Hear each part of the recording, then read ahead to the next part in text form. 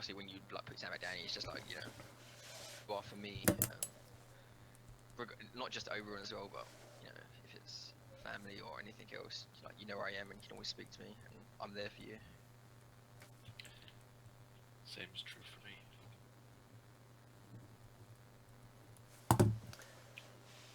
That. So, I'm gonna be AFK 1 second.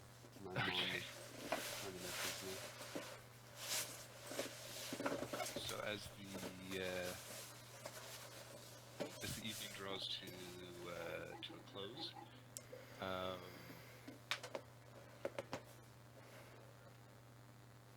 I guess we had already discussed before the evening started about where we were going next.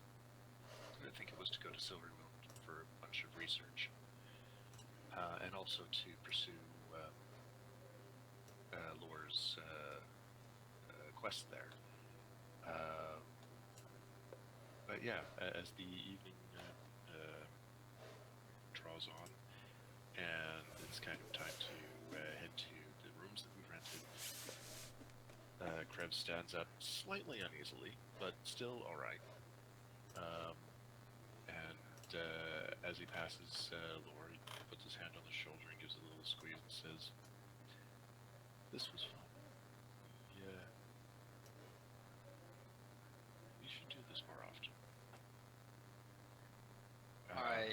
I give him a warm smile and I just like hold up, you know, my glass with, you know, remains of, you know, just like a trace of whiskey in the corner, and just say, definitely, you know where I am if you ever want to talk, and I would love to hear more about you, and maybe not such grim topics next time. Maybe we can talk about the happy things moving forward and what we want to do in the future. Yeah, that would be good. Says Krebs as he kind of looks at Lore, and then a very warm smile unfolds on his face. It's a really good idea. Well, I guess I should get to my bed. And this basically, yeah. He looks like he's about to say something. Doesn't. Well, what would that be? Well, no, he looks like he's about to say something. It doesn't. He looks really, what's the right? A little bit awkward for a few seconds, and kind of just pats you on the shoulder again and shuffles off. As he's got his first foot on the stairs going upstairs, he looks back. He looks awkward and hurries up the stairs. See, I was really wondering how I wanted to play that. Like, did I want to like, you know, take that a bit too forward and be like, hey, you know, why don't I come with you and have like Lord take the initiative? But at the same time, I think this is a first for Lord. Like, I would say just personally, like, and kind of out of character. I would say he's interested in both sexes, but at the same time, he's never been with the opposite sex. So for him, it's let alone a half orc. Yeah. Yeah. So you know, he wouldn't know. I don't to initiate per se, at least in that regard.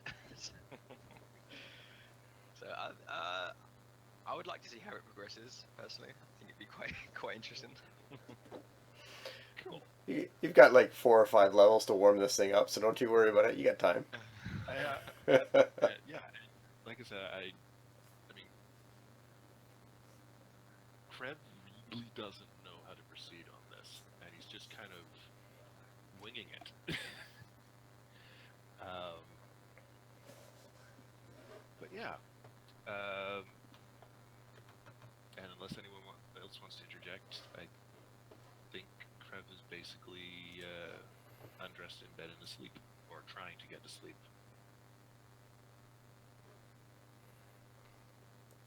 The DM wipes a single tear from his eye. That was so beautiful. You try to bring people together, but you don't have total control over it. You The lead. total control was basically killing me, which was the impetus for starting. The fact that Krev You put a half. realized, holy shit, these people can die. You put a half orc and a half elf in a room together, but you never know what's gonna happen. Hey no, hey no. It's full elf. I'm a full elf. Oh, that's Yeah. right. That's right. Full elf. So we'll only have 1/3 elves running around instead of quarter elves. Yeah. I mean, I don't know if that's how that works, you know. The same gender thing aside, I'm not actually sure if you could crossbreed a half orc with an elf. I don't think it works that way. No pun intended, but in certain types of lore, you can't. There's things where elves and orcs are kind of like incompatible, which is like really bizarre. Mm-hmm. I don't know if I'm that's the sure that case they with the Forgotten can Realms. crossbreed. It's just they probably don't.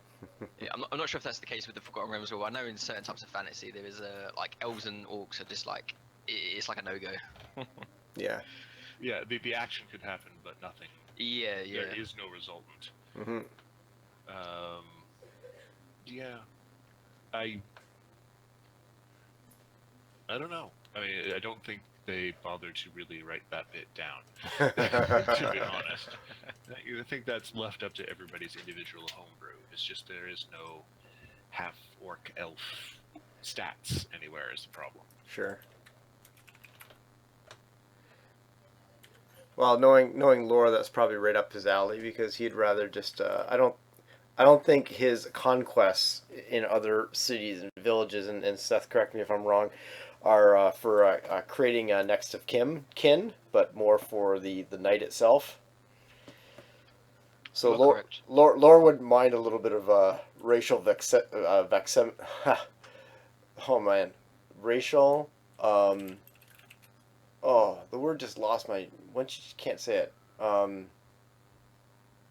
Oh, when a guy gets snipped. Yeah, vasectomy. Thank you. My brain got stuck on how I was trying to say it. A racial vasectomy, in terms of not being able to. But then again, maybe this is Laura's final true love. What I want to know, Seth, is how Lyara feels about all this. I knew you was gonna ask that. And I know why you asked If it. she You know I don't have stabs an me in answer the for back, He can't tell because her face is in the pillow right now. Oh no, Trev would be too heartbroken if we had that intense like conversation and then I went up to bed with Liara. That would be too mean, I think. Well, the question is well, Laura? here's the thing. Krev went to bed first, so Yeah, and is Lyra returning any of Laura's advances? Given I don't even know what how she feels because she certainly saw you, especially in Golden Fields, doing your thing. I think she just knows he's a dog, Yeah. just like the rest of us do. See, I don't want to. Like, I have a weird thing where it's like I don't really want to like kind of dictate her actions because I could do the whole power play where like no. Despite everything he's done, she's still way into him and it's all cool and I don't want to be just like kind of hand wave it just to keep her around. But I would say if what I would say is what do you think, Brett? Like what do you think she would feel and I would think that she's somewhere between that there was an interest there, but she's become frustrated enough that realizing that interest isn't reciprocated, at least beyond just the physical of maybe you tonight kind of thing, and kind of reluctantly your squire. Because that first and foremost, that was her job, and I think she kind of took a liking to Lore a little bit from that, and then realized who Lore quote unquote really was, and so I think it's just a job to her right now. Yeah, because I think in the backstory I gave her, it was a case of Law kind of saved her from it was like some bandits or something like that, and he kind Mhm. of, it was literally a case where he was traveling between cities, and he just came across like a cart, and it was, you know, a father and a daughter in the cart. I think she was Nobile. I can't remember exactly. I'd have to look it up, but Carriage then. yeah, and essentially he saved her from these like brigands or whatever. And she was like really, she just, I think it, the way I put it was because Law is quite, you know, a pretty boy, and because he's a dexterous fighter, he's kind of, the way I always imagine him fighting, it's very like kind of graceful, very kind of like, you know, like sword dance, and very kind of just elegant. Showy.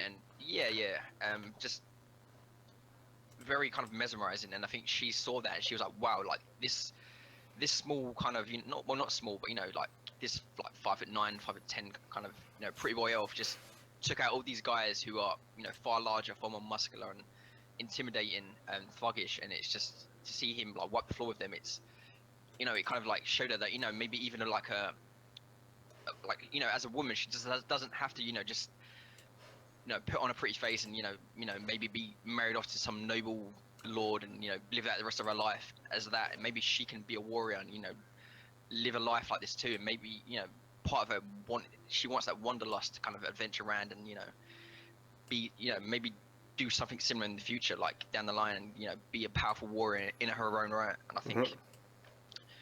seeing like for Law, like when she saw Law, it was kind of, you know, like, it was kind of like an idol, like she kind of idolized him, I think, a bit. And then maybe as she's traveled, she's seen, you know, maybe this guy's not as, he's not as you know, heroic or cool as I first originally thought. And maybe, you know, those feelings that I had from him in that moment aren't, you know, maybe not quite as strong as they once were. Sure. Well, there's the first chapter in the Krev lore story that even I don't know where it's going to go. So that's got me. I don't know if we do either, but Not kind of really. like We're that. kind of just going by. We're just feeling it out right now. Just Yeah, for. Feeling who out?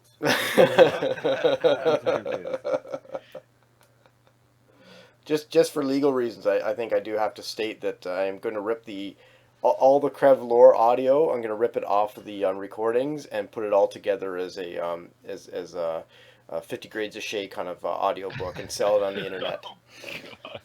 I will note you as collaborators, and maybe send you a check here and then. Yeah, well, I'll be your Dorian Gray, or whatever his name is. sure. I need to have a shower all of a sudden. See, this is what I mean. We got to Because, sell this shit. Yeah. Look, all I'm saying is, at my mansion in Silverymoon, I've got a room that's just like that. I'm sure you do. Unless your father's found it by now. Might still be there, you never know. Yeah. And speaking of Silverymoon, Yes. are we off? So Seth, where we last left last session, the talk was to so that you guys got the conch from the Hill Giants. It was a complete. You guys invisibly essentially walked through the whole damn place, and then burnt down the place. I'll get the video up. Why does that not surprise me? Yeah, exactly. So basically, we walk through, we rescue a halfling who was about to be cooked live on a spit, and then we polymorph Chief Chief Guy. Guh into into a pig. In the confusion, ran up, stole the conch and a javelin of lightning. All while invisible. All while invisible, re-invisibled ourselves so that the items that we took didn't look like they were floating through the air. And then basically had Brile's pixies that he summoned cast fly on all of us, and we literally flew out the window. At which point I tapped Ventus on the shoulder and says, "You know what? I bet that thatch would burn really well." And he cast Wall of Fire to set the place on fire. So yeah, Wait, that's not the end of the story. At, yeah, And at, that then- girl's like, "Oh my then- god, all my on. villagers are in there." at which Yeah. at which point At the which point I lie very convincingly about having not seen them, despite the fact that we had. And then Baral's like, "Ugh, I guess I'll save the day." And And he sends summons me a big gargoyle, who then To- went in and in the hopefully containers that recovered we some of them. both basically went in and freed the food. And yeah, so we basically burnt Groodhog down. So I don't think the hill giants are going to be happy anytime soon, or their half hobgoblin or orcish allies. So yeah, and now then we made our way back to Yartar. We had a wonderful evening, and we're off to Silvermoon, I guess. yes, Bra was all proud of himself that he's, demonstrating that he's now a summoner, and fuck Druid, he's a summoner. Yuna ain't got nothing on me. and so the decision at the end of the session was you could blow the conch or conch, and again it just depends on what part of the world you're from, and go to the storm giants lair, which you know that's what that thing does. And it was decided to head off to Silverymoon, especially since you were going to be here, Seth, and deal with Silverymoon today. If you're up for that. Yeah, we can do. I'm fine with doing whatever the party wants to do. Okay. Whatever's easy Well, for we've you, been- Brett. We have been putting off the whole Silverymoon thing Yeah. for you to be there, so. And there's also the fact that Silvermoon's a great source of knowledge. So I believe Vorpal Ventus wanted to research anything that we can about the storm giants and Mhm. their court, so that we don't walk in completely blind. That would be Baral who wanted to do that. All right, bravo. Do that.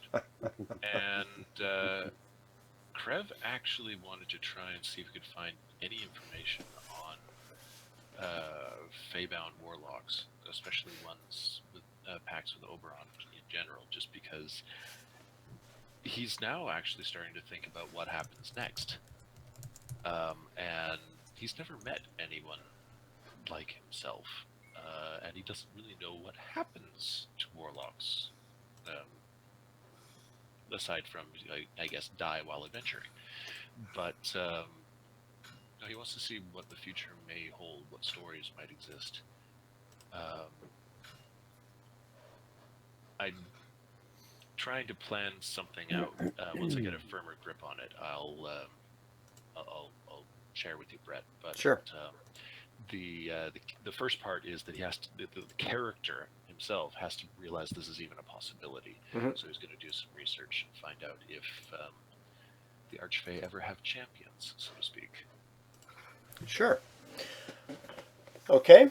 And so with that, we're off to Silverymoon. How does Laura feel about heading towards Silverymoon?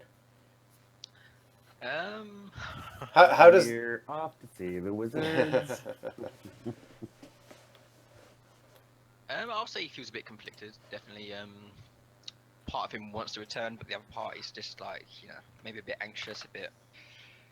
I would say if we were in the process of journeying there, he's kind of, maybe just a bit quiet, a bit kind of like lost in thought, and constantly kind of like, staring off into the distance and just, thinking about the past and stuff.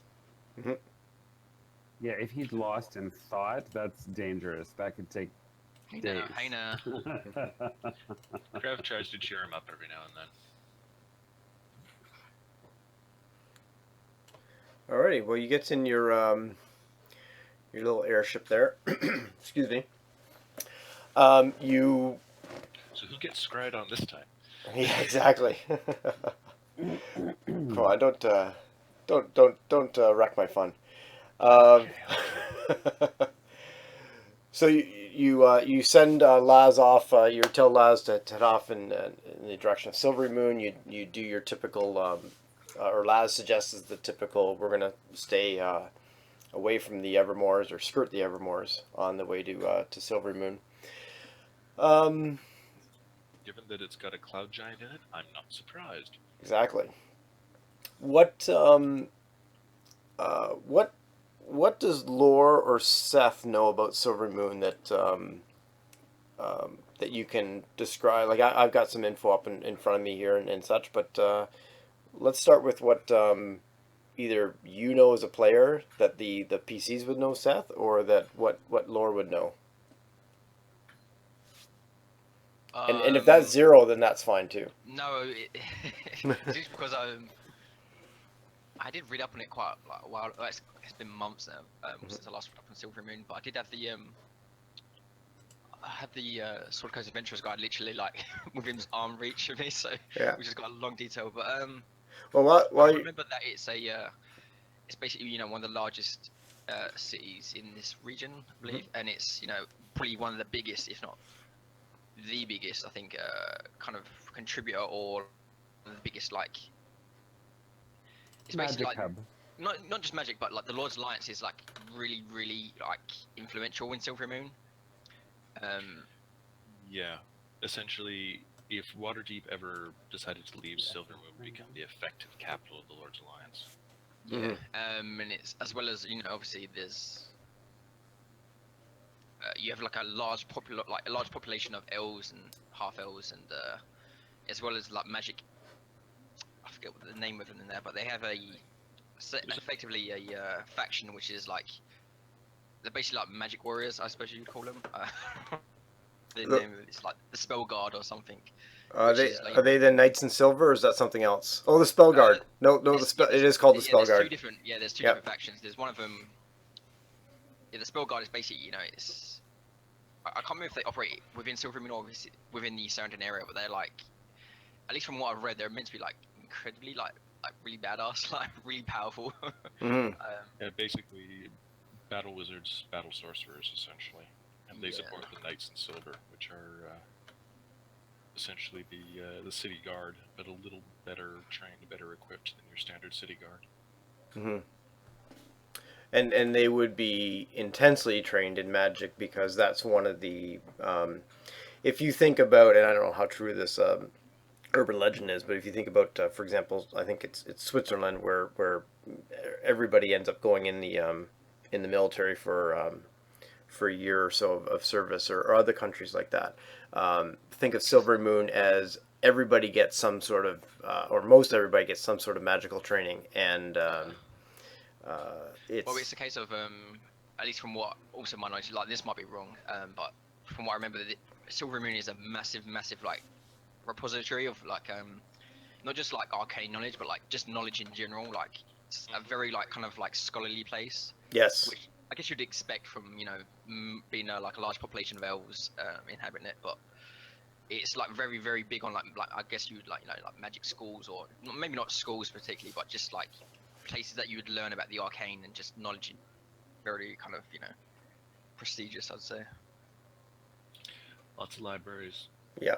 Lots of wizards, lots of people in general, and oddly one of the most open places, so to speak. Also, that it's very cosmopolitan.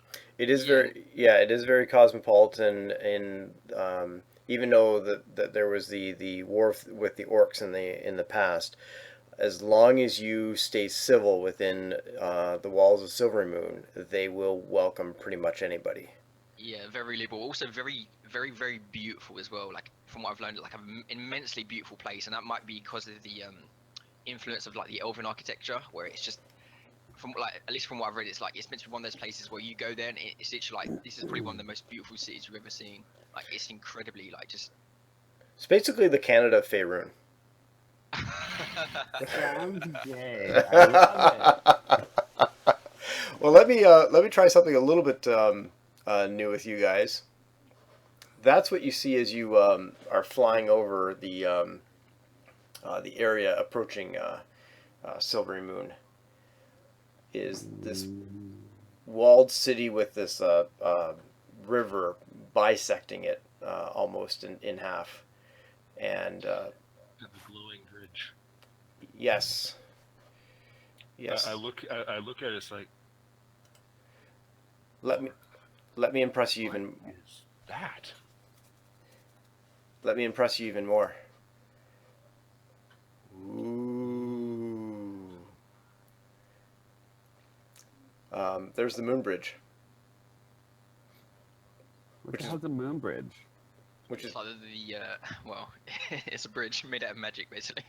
and you can actually Beautiful. you can actually see it in the other picture.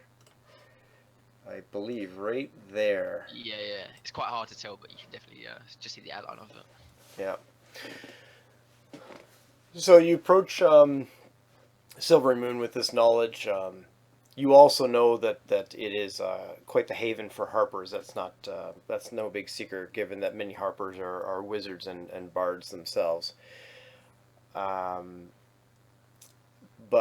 also the reputation of Silverymoon was affected somewhat by its some would argue less than stellar efforts to aid in Sundabar during the War of the Silver Marches.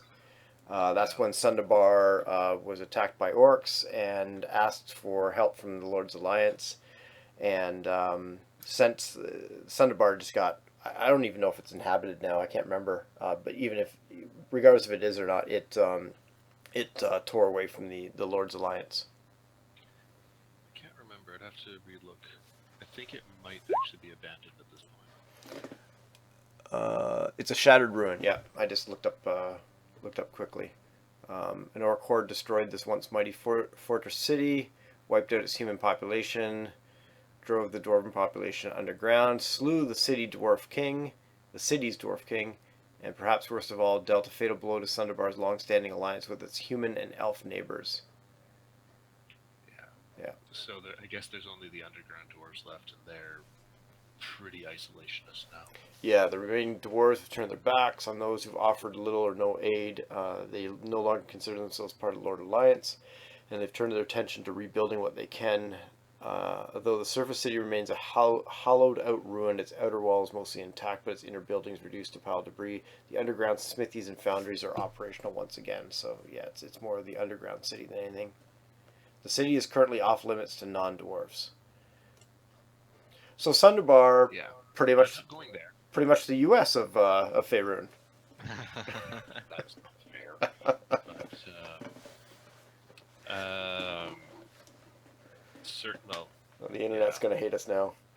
It's a good thing Vorpal's not here. Yeah, exactly. actually, it'd be funnier if he was, because I imagine he would have the witty reply. Yep. Um,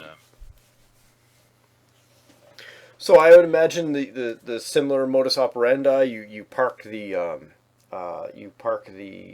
ship. Holy mackerel! My brain is losing me today. What the hell is your ship called? the Lo- airship. Yes, the airship. I don't remember what it's called. Oh, that's the last time I drank this early on Easter Sunday. I think it's just called the airship. You park the airship off some distance away and travel into Silverymoon. Jeez. Oh man, we really need a name for this airship. I thought we did have one as well, but I can't remember either. So Yeah, I don't know if you did or not, but you can come up with one at some point. And Silverymoon is known mainly for traders and shipbuilders and artisans, similar to Yartar actually. And there is a map of the city.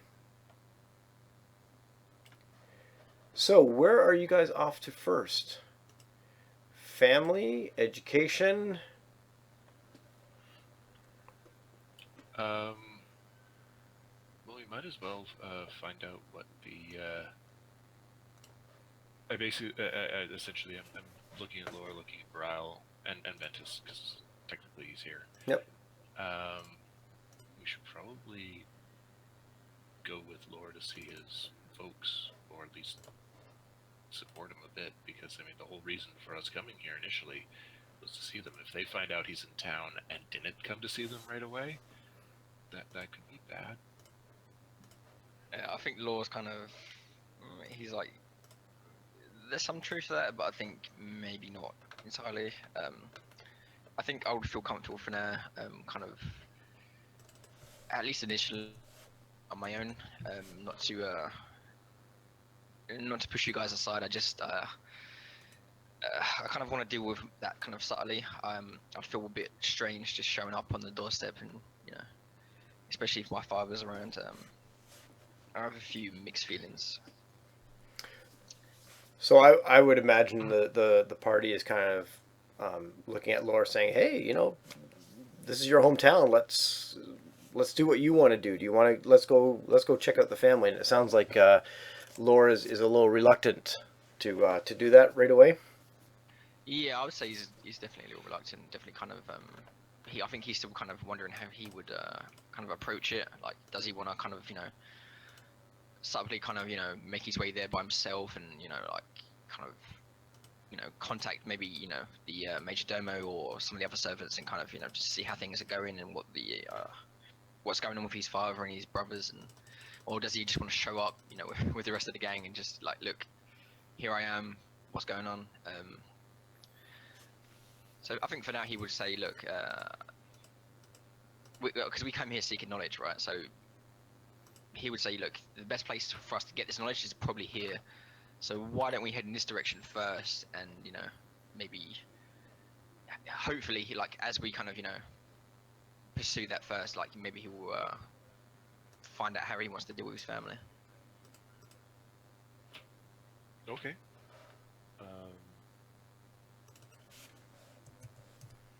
Sounds Frank good. kinda looks at Lore, trying to gauge how he's a little worried that they might have made a mistake and actually put Lore in a bad place coming here. But otherwise, all right, let's go find a library.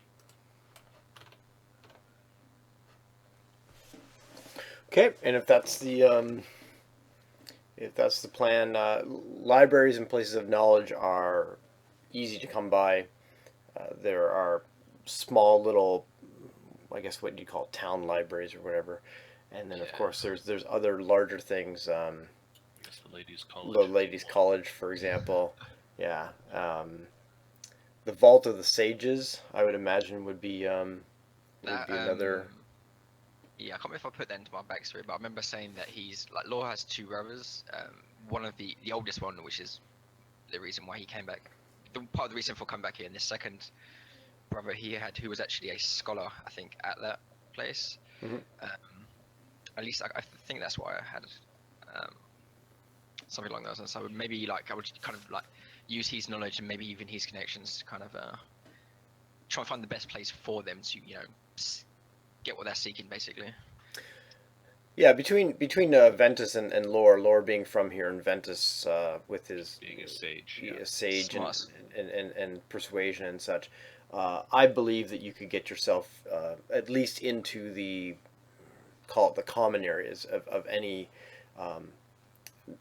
place of knowledge here. They may not allow you in every nook and cranny, but they'll certainly allow you in. So I would suggest then that you head off to a place that has the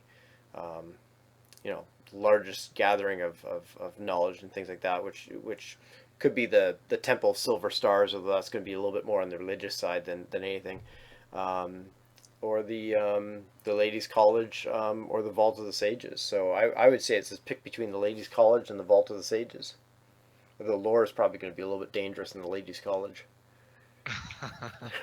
I'm sure it's referring to Lydia Lustriel. Not in my world. It doesn't. Not with lore around. Okay.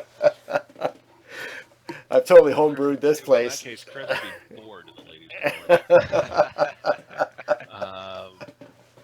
No, Maybe we can start in the Vault of the Sages, I guess. As you said, that's where Lore's brother has a fellowship, for lack of a better term.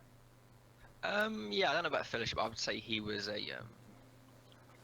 maybe interned or studying there. Like, he is very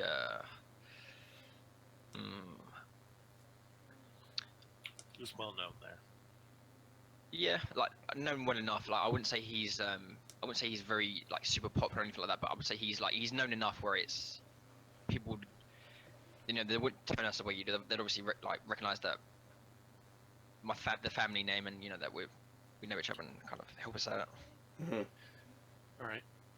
All right, off you go to the Vault of the Sages, and yes, you are between Lore's connections and Ventus. You are all welcomed in. And Laura, they wouldn't know just your brother, but they would know you and your family, correct? Yeah, definitely. Yeah. Like, I think if this is like a college or university where a couple profs or something like that are going to recognize you, maybe not everybody walking around on the grounds recognizes you, but certainly there's going to be a handful of people that are going to recognize Laura. Yeah, I think so. Definitely in a place like this as well. I would assume there's many.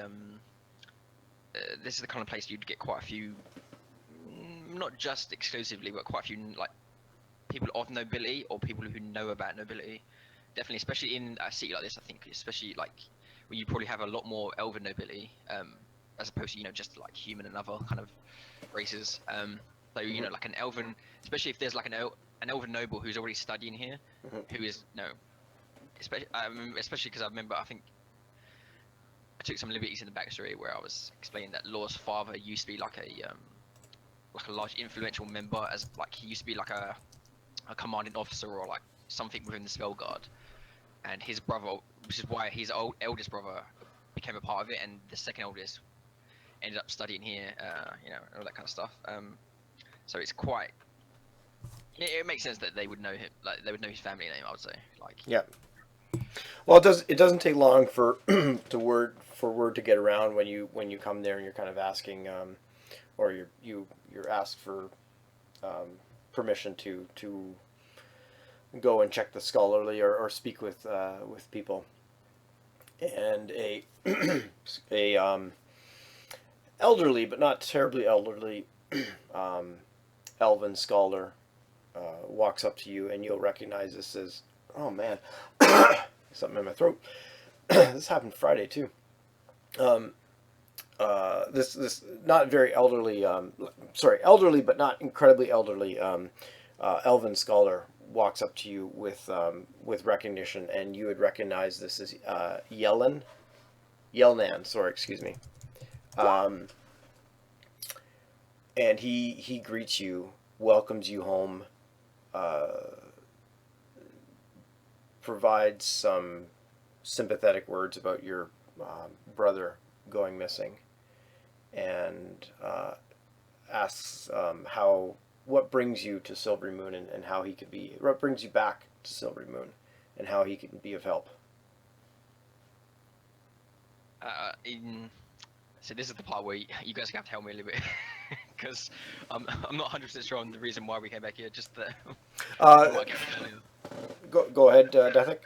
I was going to say, I mean, the reason for the party in general was to get information about the Storm King and the Storm King's court and Storm Giants in general, because we are planning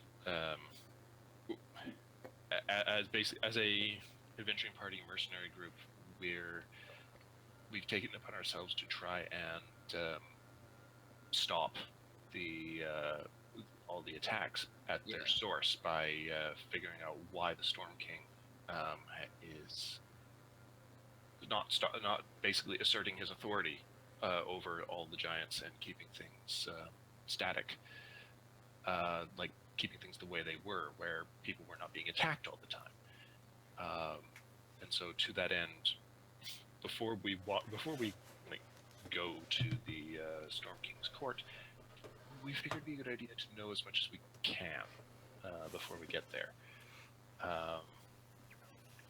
And then the things that don't relate to the entire party in general is my curiosity about the Feywild and the Archfey, and that's me too. I'm interested in that. Yeah, and then there's also there's your entire storyline and seeing your father and whether or not you want to actually pursue that. Yeah. Okay, so we'll. But the easiest bit to tell Yelnan is about Storm Giants. Yeah. Everything that you can give us about Storm Giants that you're comfortable with giving us. Yeah, of course. Obviously, like, I think for the other members of the party as well, like, Law's definitely, I would say it's like, it's not unusual, but he's definitely a lot more formal and a lot more like probably speaking a lot more Elven. I think for being here. Me too. I can practice. I'm lost. I'm also trying to make sure that I don't slip into cursing in Orcish when things go sideways, trying to keep it strictly common while here. Yeah, I think it's one of those things, you know, where some people, you know, if they grow up in one, like say if you grew up in Canada for most of your life and then you went to America and lived in America for like 10 years and you probably have a bit more of like an American twang to your accent, or and then but you go back to Canada and then you might slip back into the way you used to say things, you know, like If I go to the States for 3 weeks, I start to talk like them. It's terrible. I really like you already sound like a surfer bro half the time, so Totally cool, man. God. but I would I said that's kind of what Law's going on, like, you know, he's a bit more, he's kind of speaking like, you know, like a wolf would maybe like not on kind of like subconsciously, just kind of, you know. But yeah, he's obviously he introduced himself to Yonan and just kind of like, you know, says it's nice to see you again, all the kind of formal stuff, and it explains that, you know, we really need to try and find a place, whether it be this place, one of the other places around Silverymoon, just to kind of learn as much as we can do about Storm Giants and the Storm King. And, you know, I won't really mention about Oberon and the rest. I'll leave that to a bit later. Just kind of, for now, just inquire about Storm Giants, and think that is kind of, you know, at the forefront.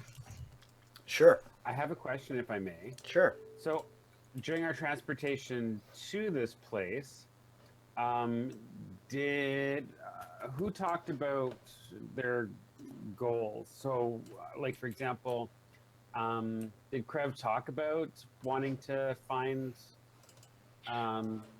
Yes, he doesn't. This isn't a secret from Brile or Lore or Ventus. He's Okay. now that we're going to this repository of knowledge, it's like, you know, I really would like to find out more about the guy who basically can run my life if he so chose. Okay, because just the reason I was asking is because if you were like, you know, let in on this, then you would know that I'm very interested to know more as well. Like that it's. That's good. You can read more languages than I can. Yeah, and I speak Elven. And yeah, and we're going to a city that's big on elves, so I imagine some of the books are written in Elven, and I'm going to need your help to get the information out of them, because I can't read anything but Common and Orcish. Okay. And cool. I don't think there's any great works of discovery written in Orcish. Probably not a lot. No. And probably not in this town. No. Well, and if we need to say anything all like, you know, down low, I can always speak Orcish with you, right? So I can always like whisper stuff to you in Orcish and vice versa. Mm-hmm. So. I think we've been doing that for a long time. Exactly. Well, like when we like mock our mock lore, you can't do that in common. You've noticed that I haven't actually been participating in that particular game much in the last couple of weeks. Which, yes, he's well aware. Yeah. Well, Yelnan will guide you to a certain area of the building, the vault, the library, and point towards some tomes and books and such, and indicate that there's all kinds of information about giants and such. But he says if I can quicken your learning, are there any questions that you may have about the storm giants in particular, if that's what you're asking about?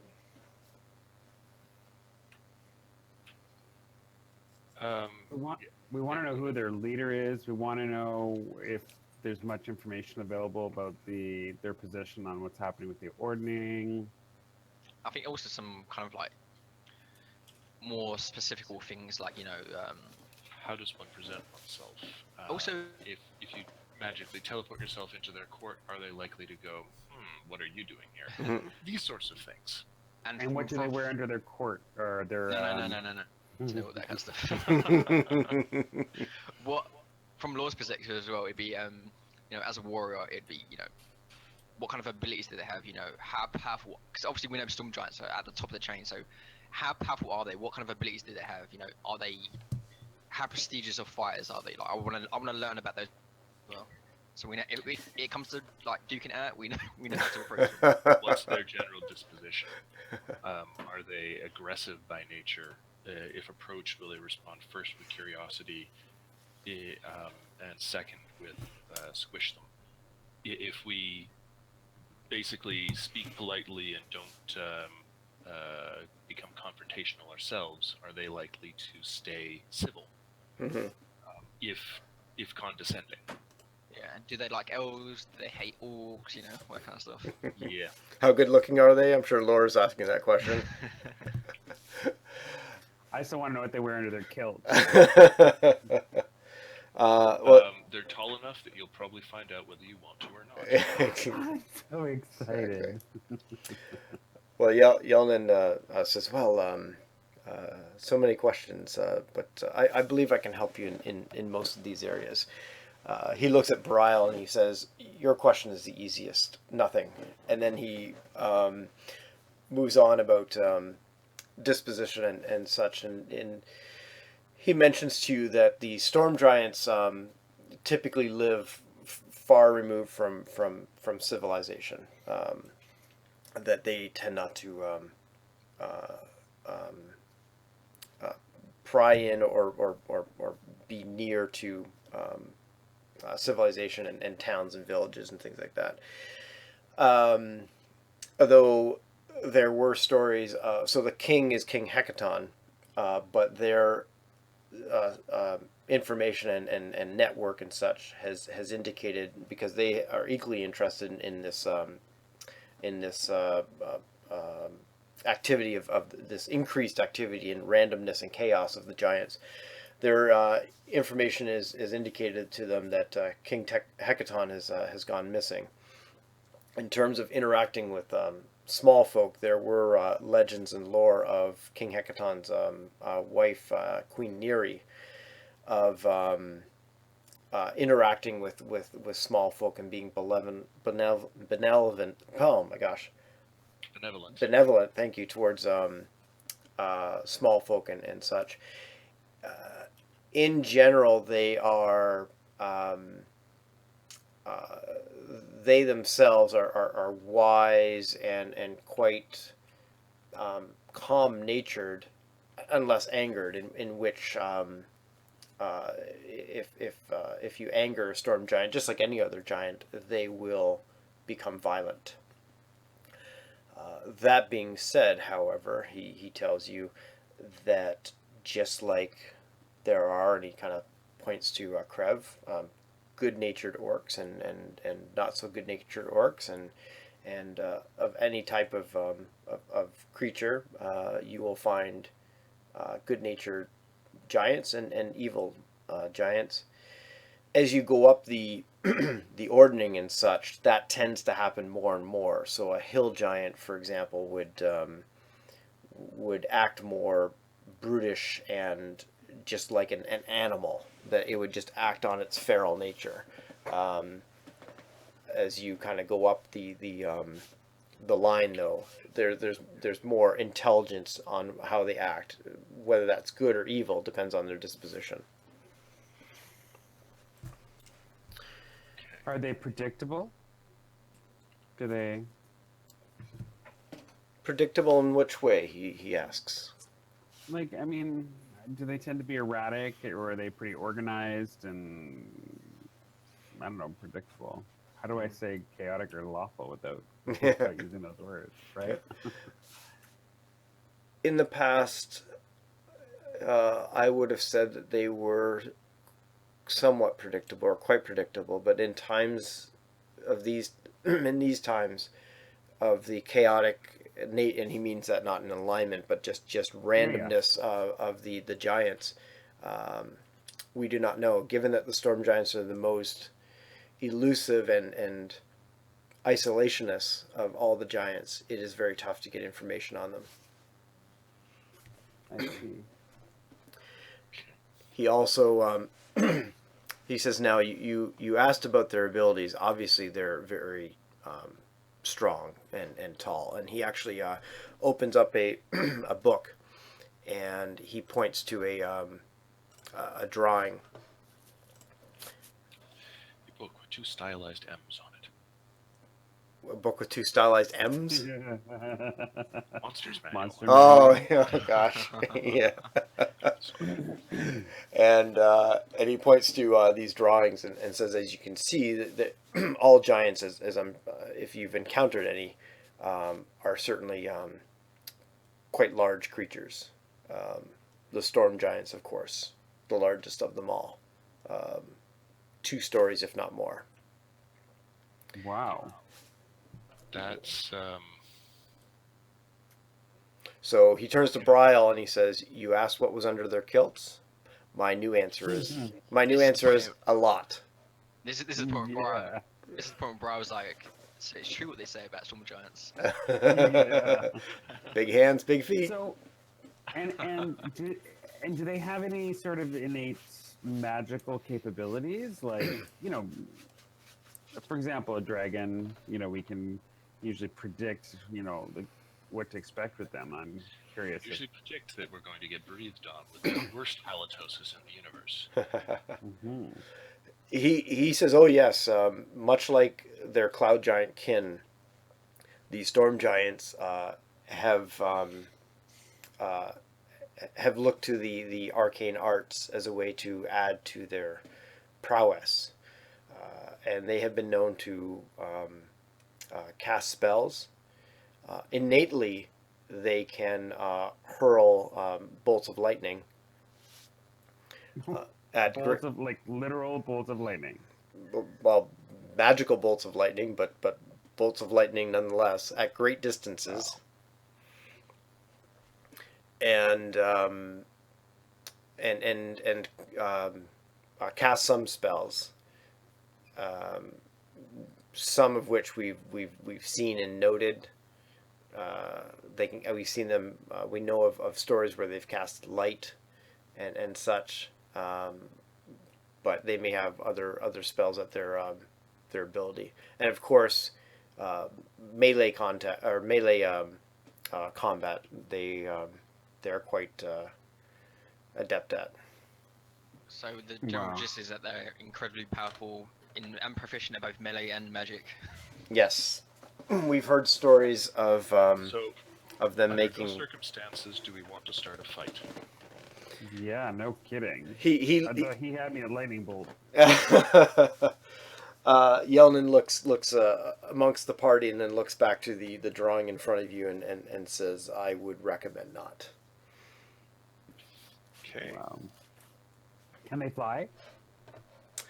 Not that we have recorded, but given their innate magic abilities, it is quite possible. Well, we've also heard that they I can't remember if it was storm giants exclusively, but they ride around on rocks. Those giant ass birds. Yes, their favorite mount is A rocks. bird with a 50-foot wingspan. Mm-hmm. Yeah. I wonder if I could turn into a rock. He muses to himself. Aloud. Yeah, actually, I don't know. It depends on whether or not it's considered an animal.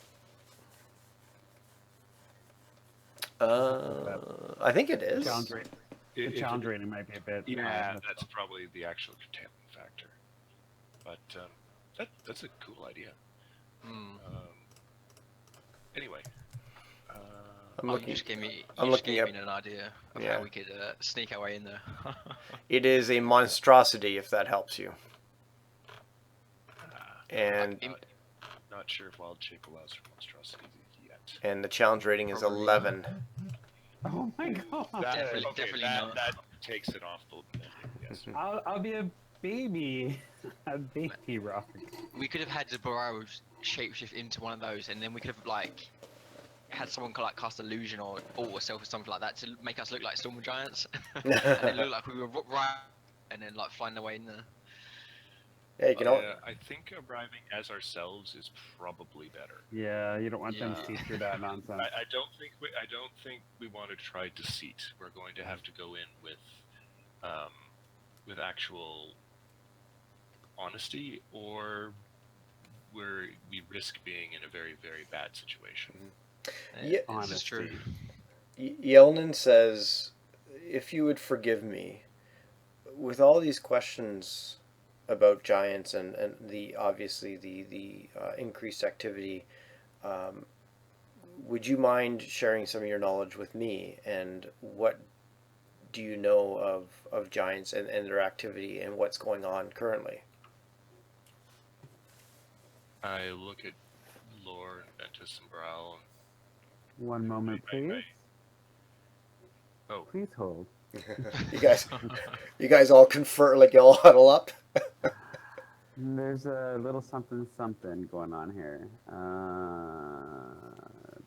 I feel an insight check. Yeah, exactly. So tell me, is it Brile that's just in generally suspicious of everybody, or is that more witchy? I don't No, like. No, okay, so it's think Brow. that's 'Cause Brile. Brow doesn't like he doesn't people, Yeah. right? So he distrusts people in general. He thinks Yeah. that they're all out to get something that's in conflict with his paradigm. Yeah. A little bit of column A, a little bit of column B. Exactly. Yeah. What's So what are you trying to insight? Whether he's got an alternate agenda? Yeah. Or if he's got a quest for us, because they all do. Yeah, exactly. We haven't killed this There's a one. reason we're playing Skyrim right now. You get the sense that he is just purely after knowledge. That it's a mixture of adding. I gotta see this. To his wealth of knowledge. The Oh, Giant that's Slayer. just there. Ooh. I was just looking at that and I was thinking that's what my sword would look like. Yeah. Because there's no My. there's no like katana styled blaze in 5e as Mhm. like a weapon type, but I would assume that sort of weapon could be used as a dex weapon. So like just fluff wise, I was thinking it might be okay to see. I know I like all the engravings and stuff. I would just want to put some sort of handguard between the hilt and the blade, though, because I'm looking at this and thinking of it slipping and just bad things happening. Mhm. Hey man, I've got 20 decks. I'll be alright. Okay. So- And thick gloves. Just tell me you've got thick gloves. You get a sense that it's a mixture of just general curiosity, given all the activity going on with the giants, but also scholarly knowledge to see if there's anything that they can add to their information. He's providing you information. He gets maybe a bit of a sense that you have maybe some additional there's a reason behind you asking. Maybe there's additional information that you have. Okay, and so I'm going to ask though. I'm like, oh, absolutely, we'd be glad to share, what knowledge we have. Let me ask though, like, what's your thoughts on this whole ordning thing? The Lie detector active. Yeah, exactly. What's his thought? I do know that Do you have any thoughts either way? Like, I do know that when the ordning was in place, the way we understand it, there was less activity going on. We understand from our network that the giants don't seem to be held to the degree that they were held before.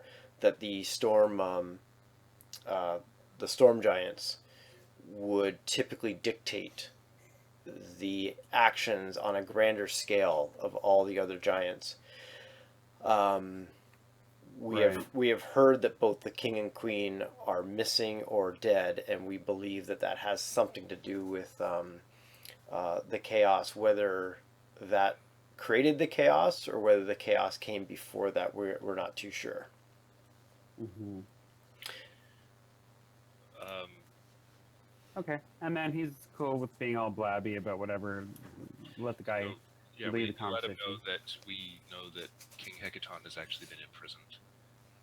That he was imprisoned by some of his children, and that we're trying to find his youngest daughter, uh, Senia or Senessa, I think was the name.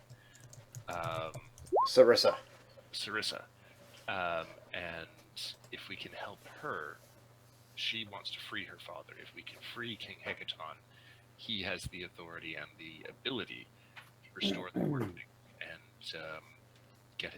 he'll be able to get his family in line, and then from there, the entire giant hierarchy.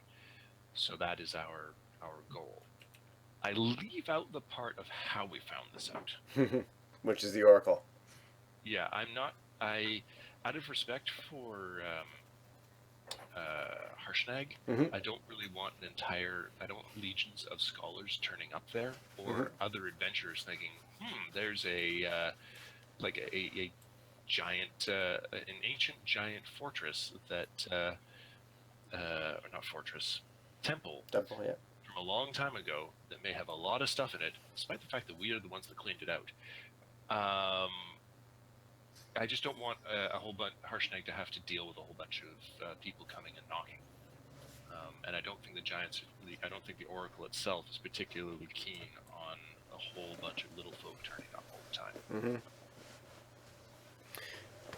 Okay, so from that he sits and thinks for a moment and says, "Yes, if King Hecaton is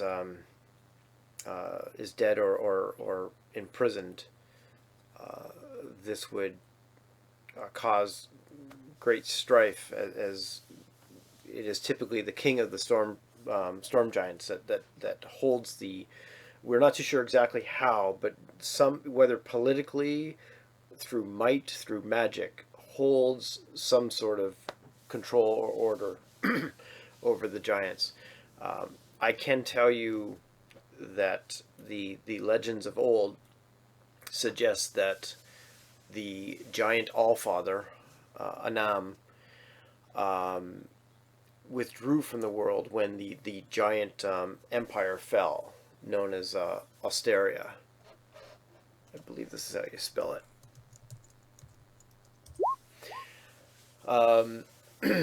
Legends say that the Allfather forsook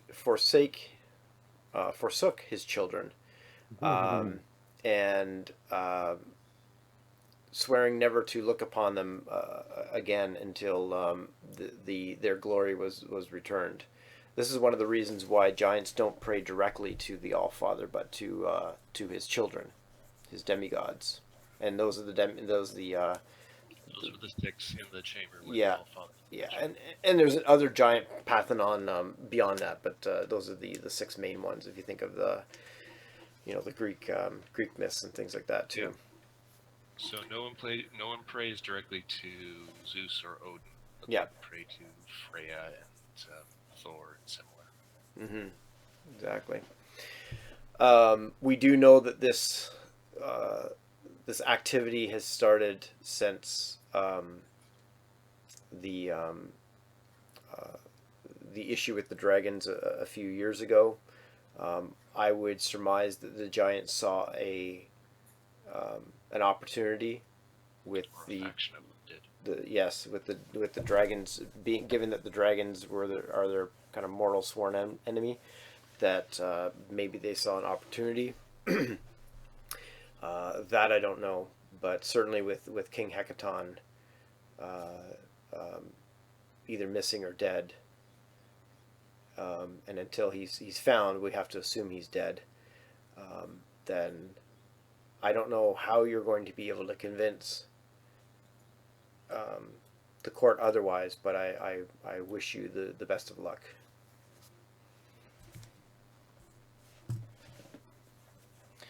He says, you had many questions for me.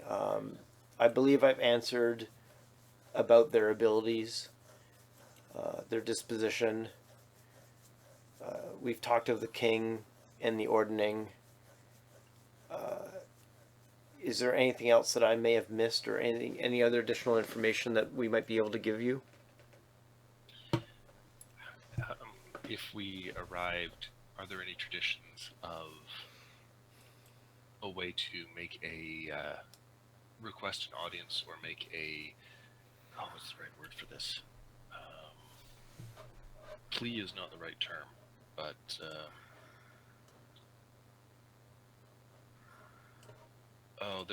there is a specific word for basically trying to make an appeal to authority. A petition. Mhm. Is there a way to petition for an audience or to essentially get their attention in a way that will not honk them off? Specifically, if we're looking for one of their kind, way to say we had heard, or we can't really claim to represent all the small folk, but I don't know.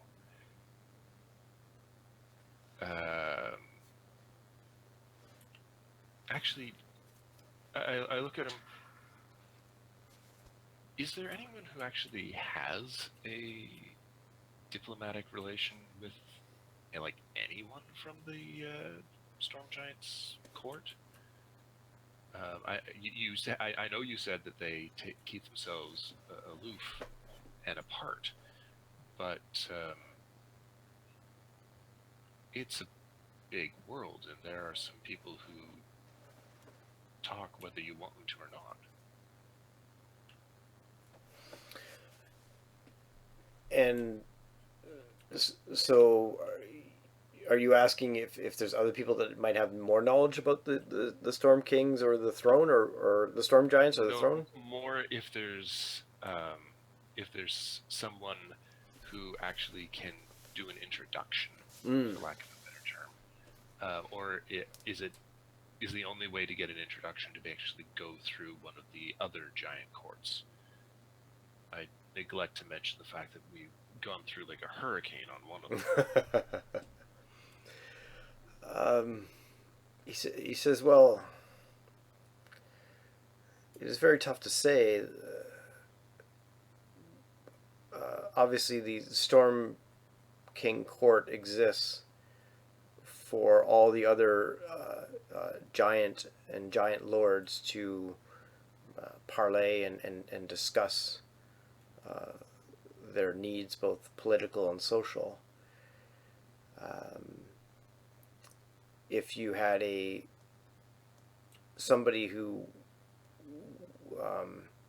if you had a giant or a giant lord that would be willing to bring you to the court, that you believe had favor with the court and whoever's running the court at this time, possibly one of the daughters, that may be in your favor.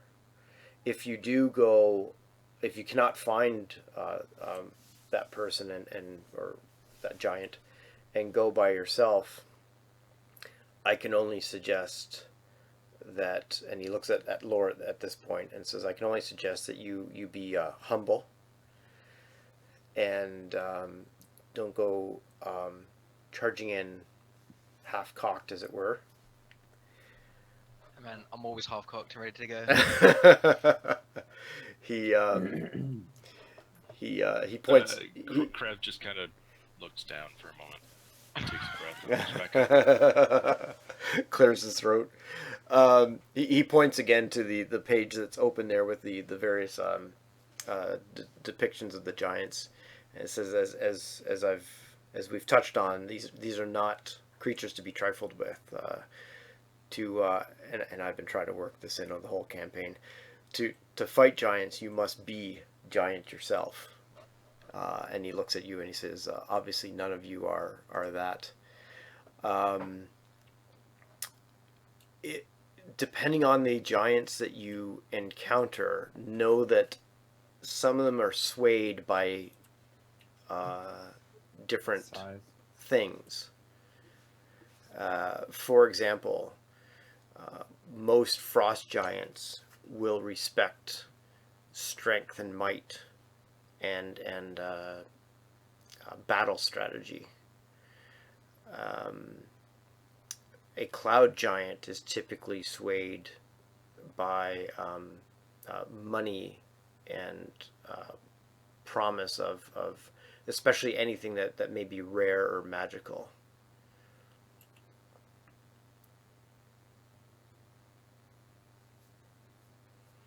So depending on Okay. who you encounter and how you encounter them, there may be ways to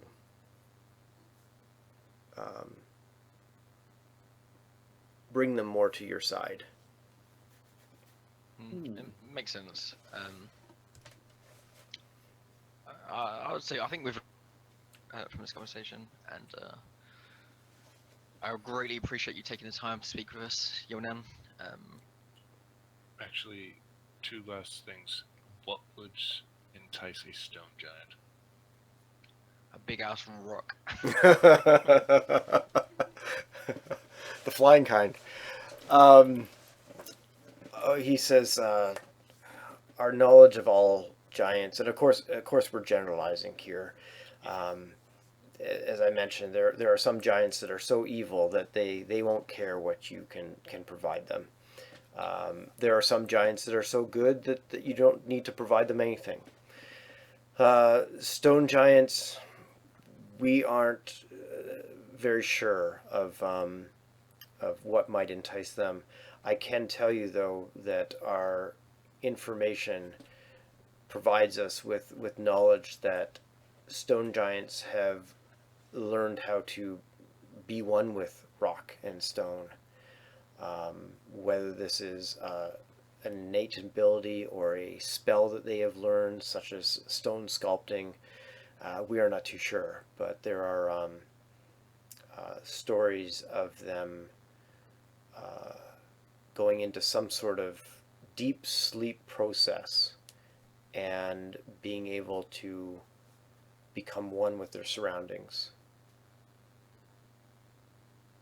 Okay. Meanwhile, I'm thinking to myself, I can do that.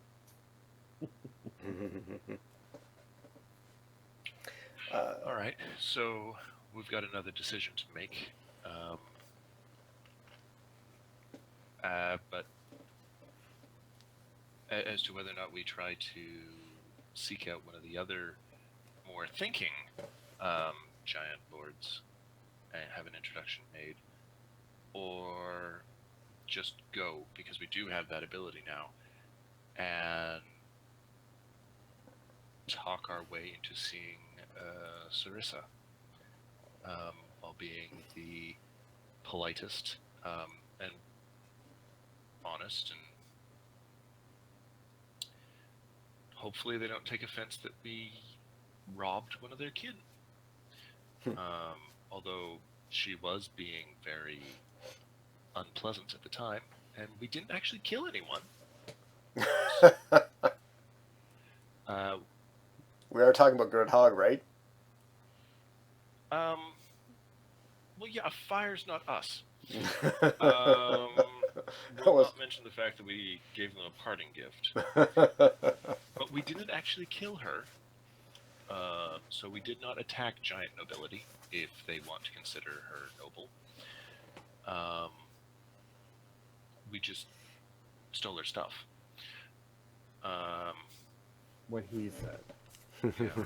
In the meantime, aside from that, I'd look over at Yelnan. May I ask you about a different topic? Of course. What information do you have about the Feywild, specifically the Archfey or Oberon in general? He looks kind of at his feet for a moment. I've met him, and I want to find out what has happened in the past. If there are any stories, legends, accounts of what his mortal servants have come to, or what's happened to them in the past. And then he says very, very rapidly, almost like he wants to say it but doesn't want anyone to hear it, so that I can find out what my future is. Asking for a friend. Well, when you start to ask about this, he looks at you with some kind of interested curiosity when you mentioned that They he. also spot the wand in a holster on my belt. Mm, yes, he has subtly noticed that you do not seem to be a warrior half orc in the terms of you just walk in with Yeah, I've got steel a javelin. shouldering left. Yeah, I mean, I've got a javelin strapped to my back and 2 daggers, but there's no axe. There's no great sword. Yeah, yeah. It's not. The armor I'm in is studded leather. I mean, something's not adding up here. Exactly. It wouldn't be too far gone to see a sorcerer or wizard showing up with a dagger or two, and even maybe even a javelin, and the wand you do not keep incredibly hidden. When you The pseudo dragon on my shoulder might also be a exactly. When you mention that you've seen him, his eyes kind of go a little bit wild and surprised.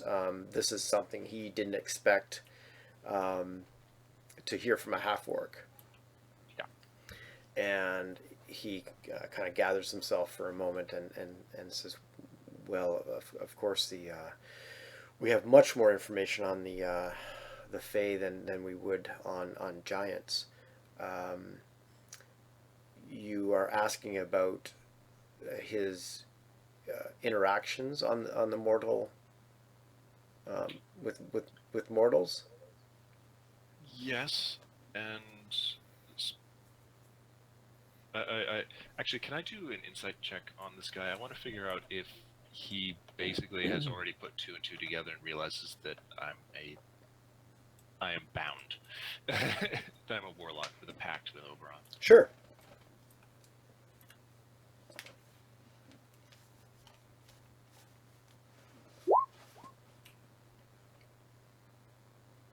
You don't pick up any connection like that.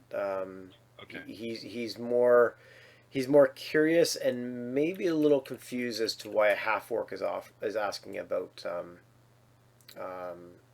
Oberon and some of the Fey deities.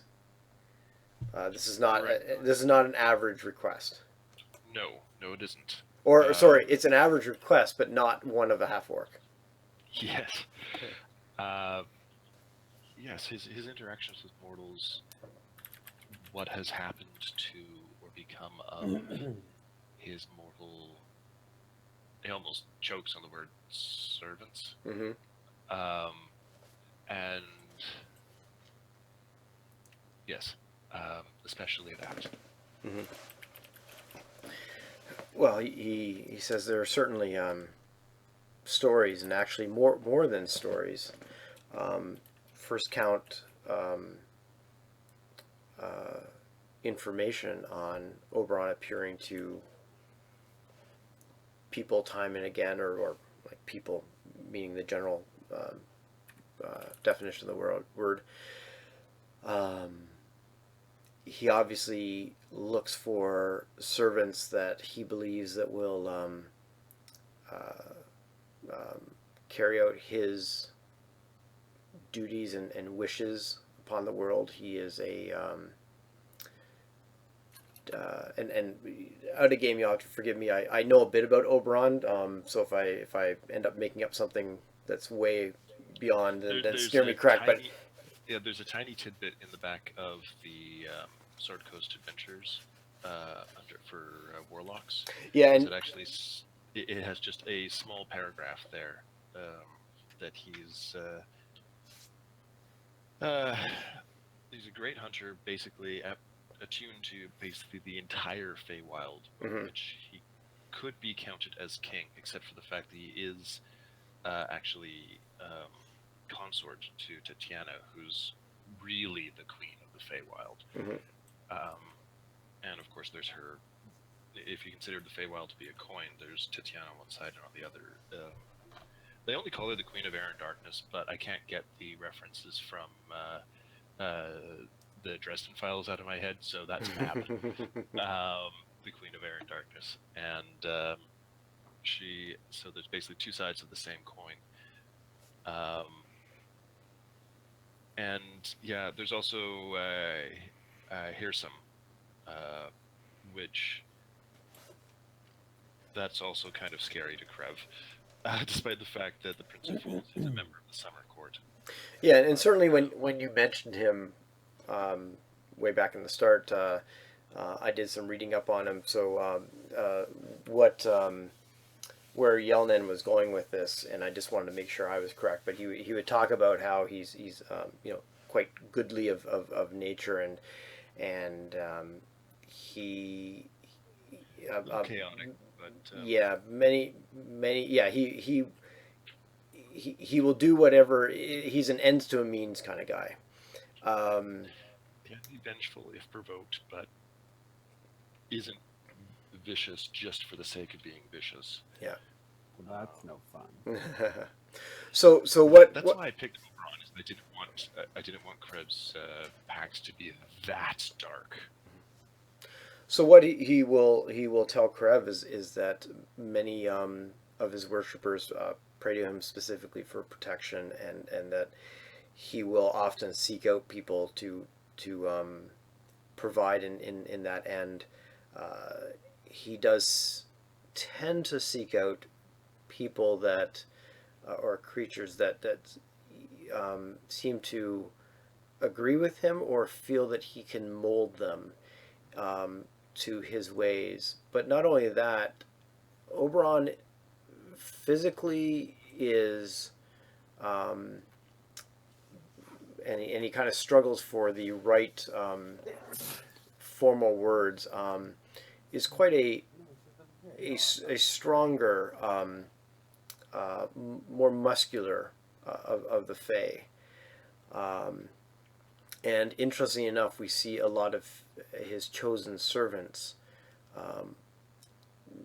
Some are tall and slender elves and such, but a lot seem to show some sort of sign of strength or ability physically. Krev looks at himself. Yep. Why, might I ask why you ask? This is an unusual request of a half orc. Lesser being. Oh, he doesn't. Oh, Yelnan doesn't say that. He looks strongly at Barial, and as Barial says, mutters that under his breath. Don't worry, he's joking. I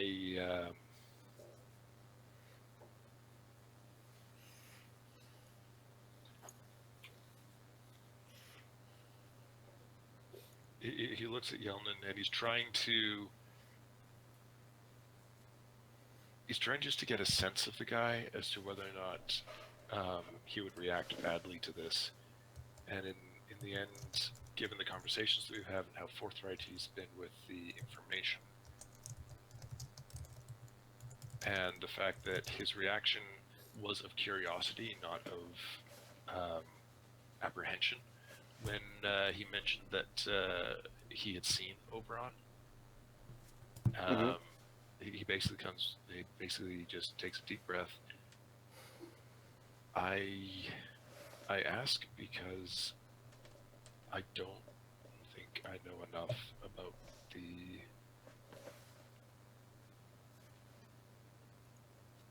the entity that he stumbles for a bit. I don't know enough about the entity that is my master. He is the source of the magic that has kept me safe for these past many years. And Yelnan looks a little surprised at this. Not as surprised as maybe you would expect or Krev would expect. But just realizing he's kind of putting two and two together. And he says, this is not uncommon, but not as common as you would think. The fact that he has chosen you, but also to protect you, is interesting. Of course. I look at him somewhat. I'm glad that it's not particularly uncommon.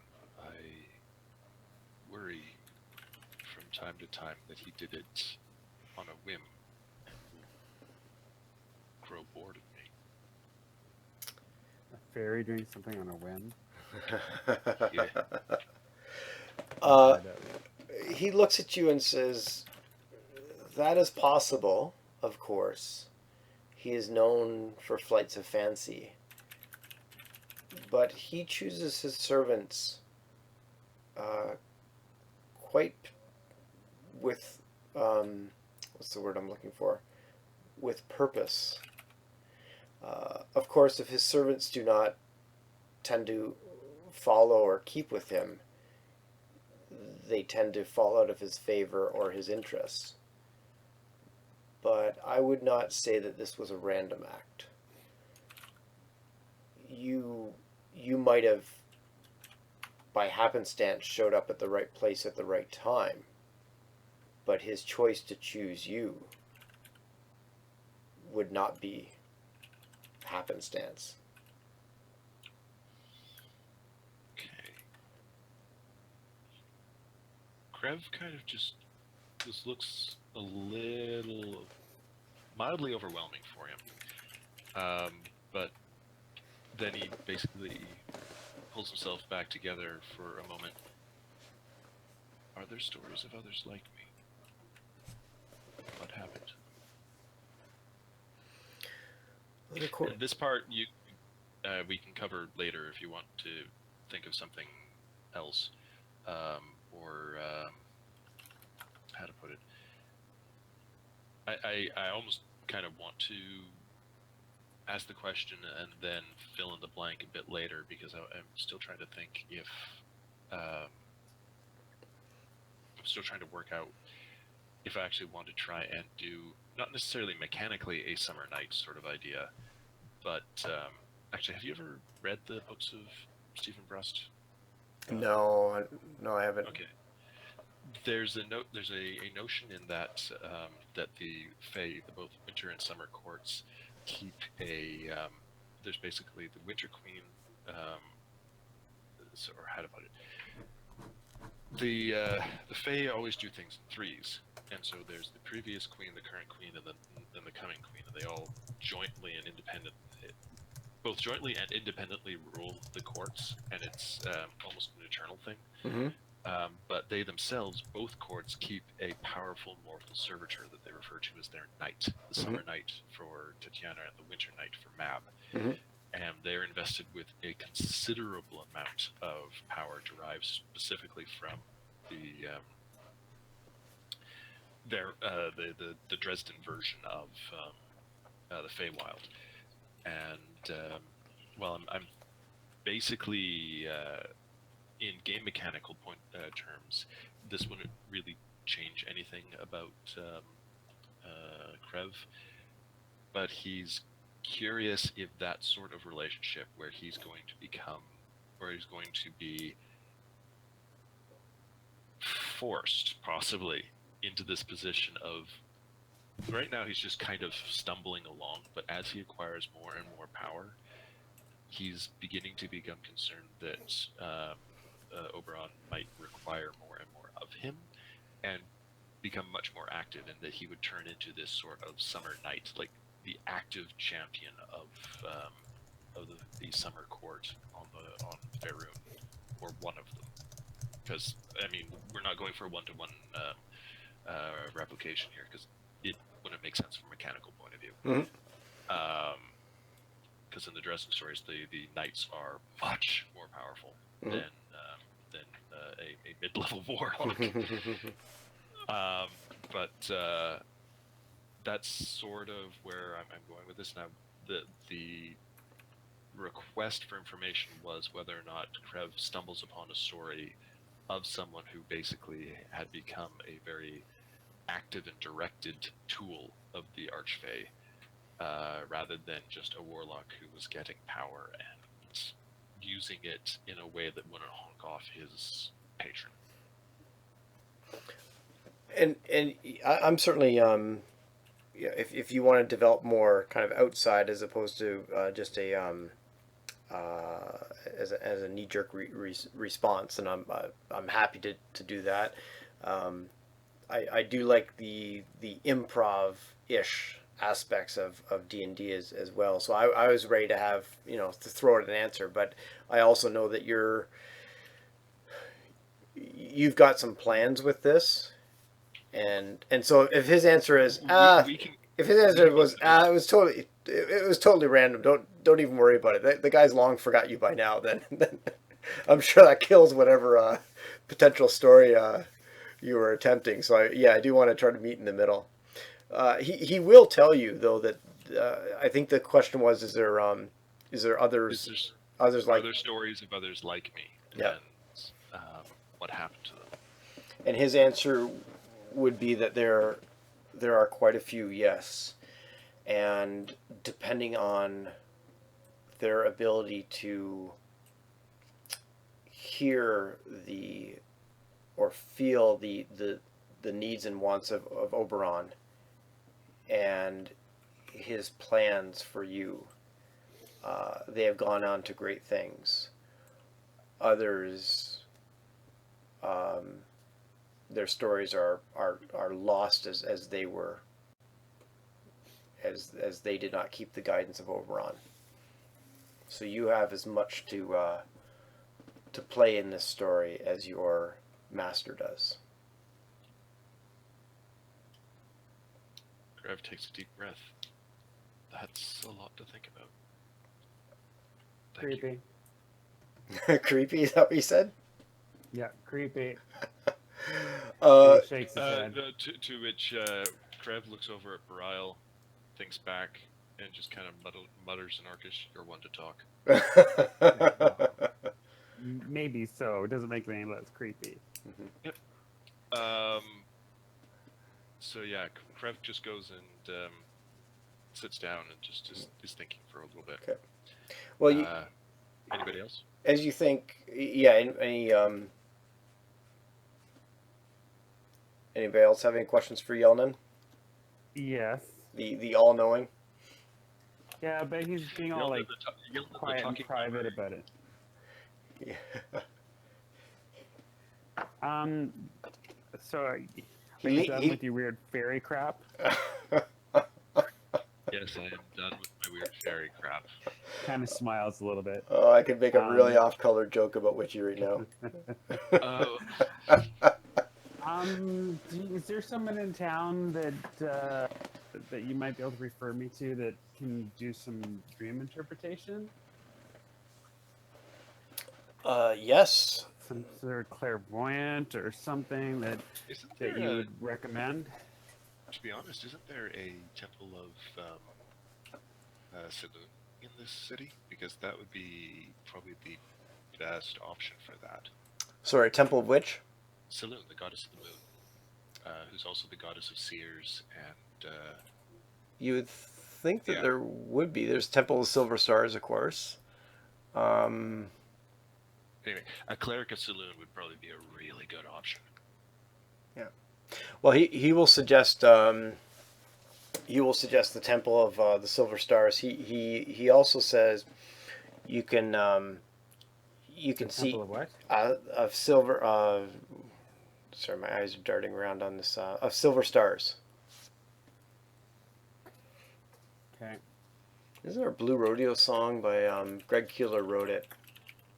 Silver Stars ends up in there somewhere. Florida? Yeah. Anyways, he also says you can you could go see Arkin, and he doesn't give you much confidence in this one. You could go see Arkin at his, and he kind of raises his nose a little bit, at the Invocarium. I've heard he dabbles in these sort of things, but kind of gives you the sense that it's more of a side project than anything. Okay, and also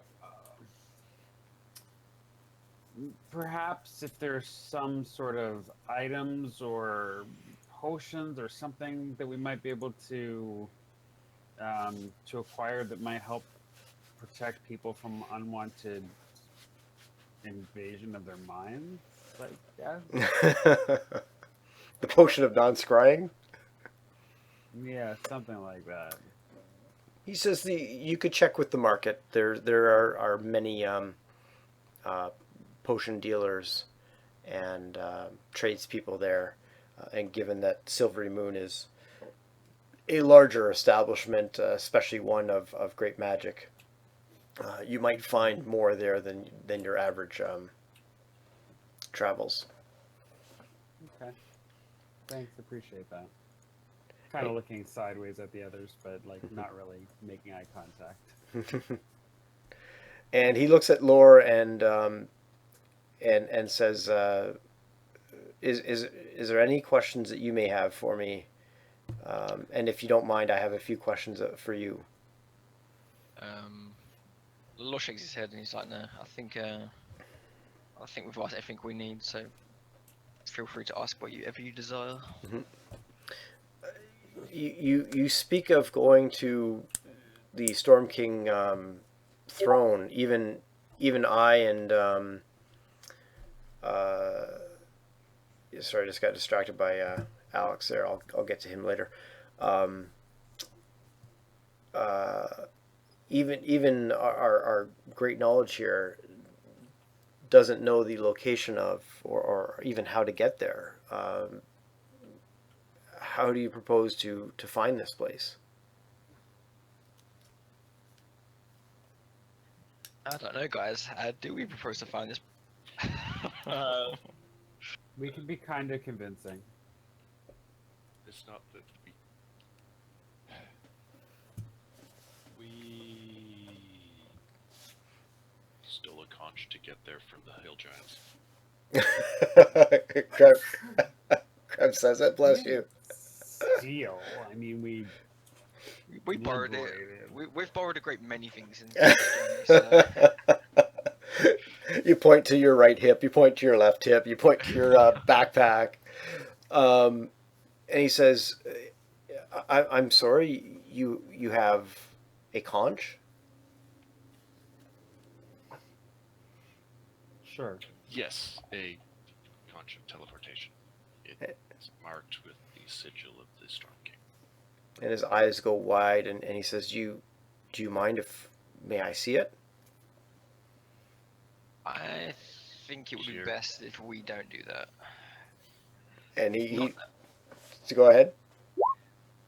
Just to out of character, and I think obviously a lot of other people would know this, but there's a I don't know if it would extend to this, like maybe Brett, you would know if it does or not, but there is a there's actually a force field, like kind of like a field around the city. I wouldn't say a force field, but a kind of thing that it basically prevents a lot of magic. So stuff like, for instance, if Witchy wanted to conjure some wolves or even some flame, that wouldn't work at all. There's a field that basically cancels out almost all magic, and teleportation is one of those. Mm-hmm. So I don't know if it would affect this. So like it actually might do nothing. So like, I don't know if it does or not. I guess that's something you would have to figure out. Mm-hmm. But part of me's thinking maybe we could give it to him because it might just be useless right now, like within the walls of the city. Mm-hmm. And Witchy, you're trying to get his if there's an agenda here, hidden agenda. Mm-hmm. Yeah, and There always is. Always is. You. I mean, I think he's just a scholar. Like he's just curious. That's the sense you get, that he's just curious and interested in this item. So he's a little bit taken aback that Laura is. I don't know if Laura suggested it in game or if Seth was suggesting it out of game, but I was suggesting out of game, but okay. I might actually, if the others are okay with it. Out of game, I mean, Lore's character would know what the effects of the mythal are. The mythal, yeah. But I don't think it would I don't think it would de-magic the thing. It's just if we tried to actually use it from here, the mythal might prevent the spell from going off. Yeah, that's what I'm saying. It doesn't take the magic away from it, just that, it's any effects are kind of nullified. Like, obviously it won't produce that effect. We'd have to go outside of town to use this. Mm-hmm. Yeah. So I don't think there's any harm in showing it to him. I mean, I know him personally, like Lore knows him, so I don't think he's just going to run off with it. I think he's just curious and would like to take a look. So I don't see the harm in it, but it's But just I'm readying my ray of disintegration just. Well, which I don't think would work. Which would not function inside this one. Whatever. Details. Druid magic. Fuck y'all. so Yeldon's kind of sitting there, you know, his question is kind of hanging in the air, half expecting all this conversation that's gone on and all the help he's given it. It seems to be taking quite a long time for anybody to produce the conch after he's asked. Well, the thing is, I think, didn't we stuff the conch in the bag of holding? Or did we put it on it? Or did we just strap it to a horse? Wait, we have a bag of holding there? No, Jericho does. We might not have it for long.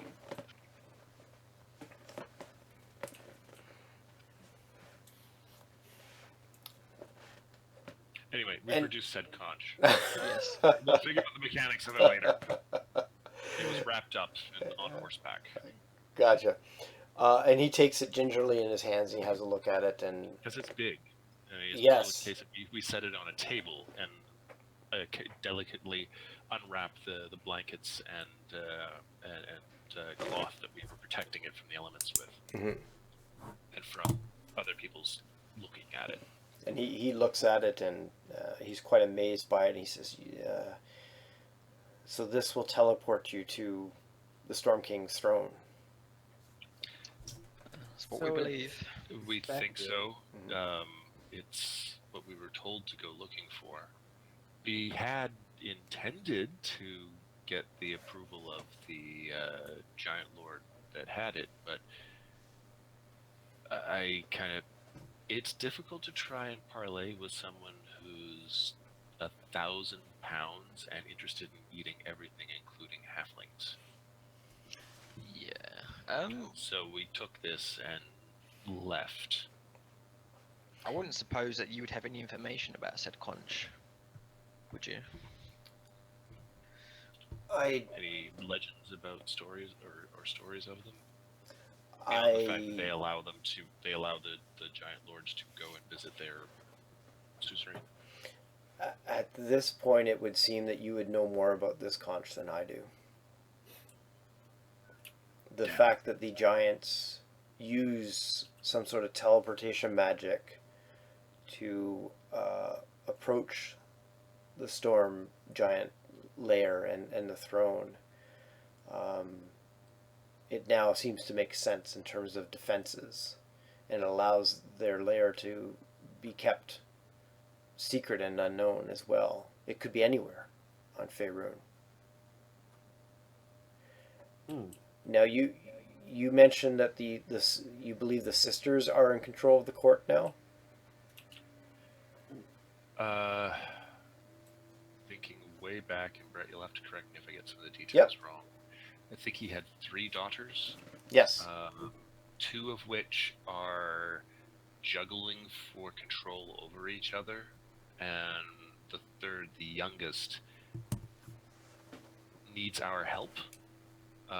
But I don't know if she's actually been imprisoned, more that she's probably just unable by herself to undo the machinations of her elder sisters. Mm-hmm. And such, we are seeking Sarissa so that we can free King Hecaton and hopefully stop all these assaults everywhere, get people's lives back to a semblance of normal. Mm-hmm. Whatever the hell normal is, Krev mutters under his breath. Well, he says if there is a power struggle amongst the most powerful of the giants, and if it is existing at the king's lair amongst the king's daughters, I would suggest that you take the best care possible if you are to approach them. You may not know who is friend and who is foe. Yep. Okay. And with that, he turns to Lore again. He thanks you for showing him this wondrous item, And he turns to Lore and says, "Is there anything that we can do or be of help to you and your family, especially given the situation with your brother?" Graves' Um, ears perk up, but he doesn't say anything. for right now, I would say, I mean, for right now, no, but I appreciate the offer, and if anything does come up that I might need aid with, that you can help with, I will. If you're fine with it, I would happily take you up on that offer. But for right now, I don't think that there's anything that you can give me or anyone else at the moment. And he nods sympathetically and says, if there's anything we can help with, um, we've done as much as I believe we can. But if there's anything that we can you believe we can help us, please let us know. And then he says, how is your father? I honestly, I do not know. I've not seen him in a good many years. Um, and quite frankly, I'm a little bit, what's the best way of putting this? I'm a little bit anxious about meeting him again. And he looks at you surprised, and he says, you have not seen him upon your return?" No, not yet. I was planning to visit his residence late this evening.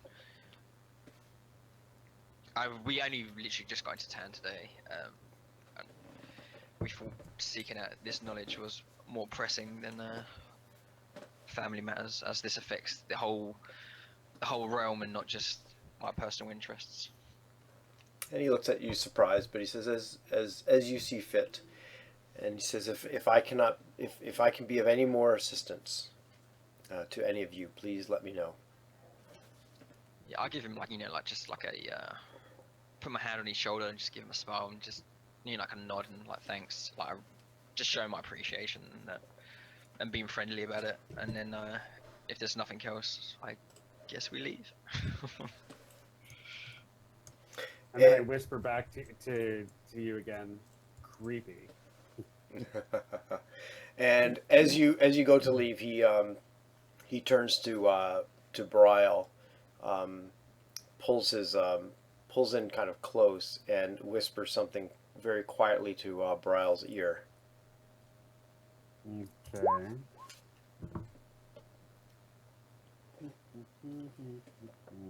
And with that, he bows and walks away.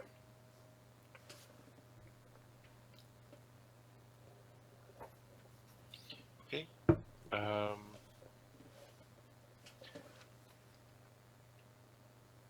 look at what time of day is it now?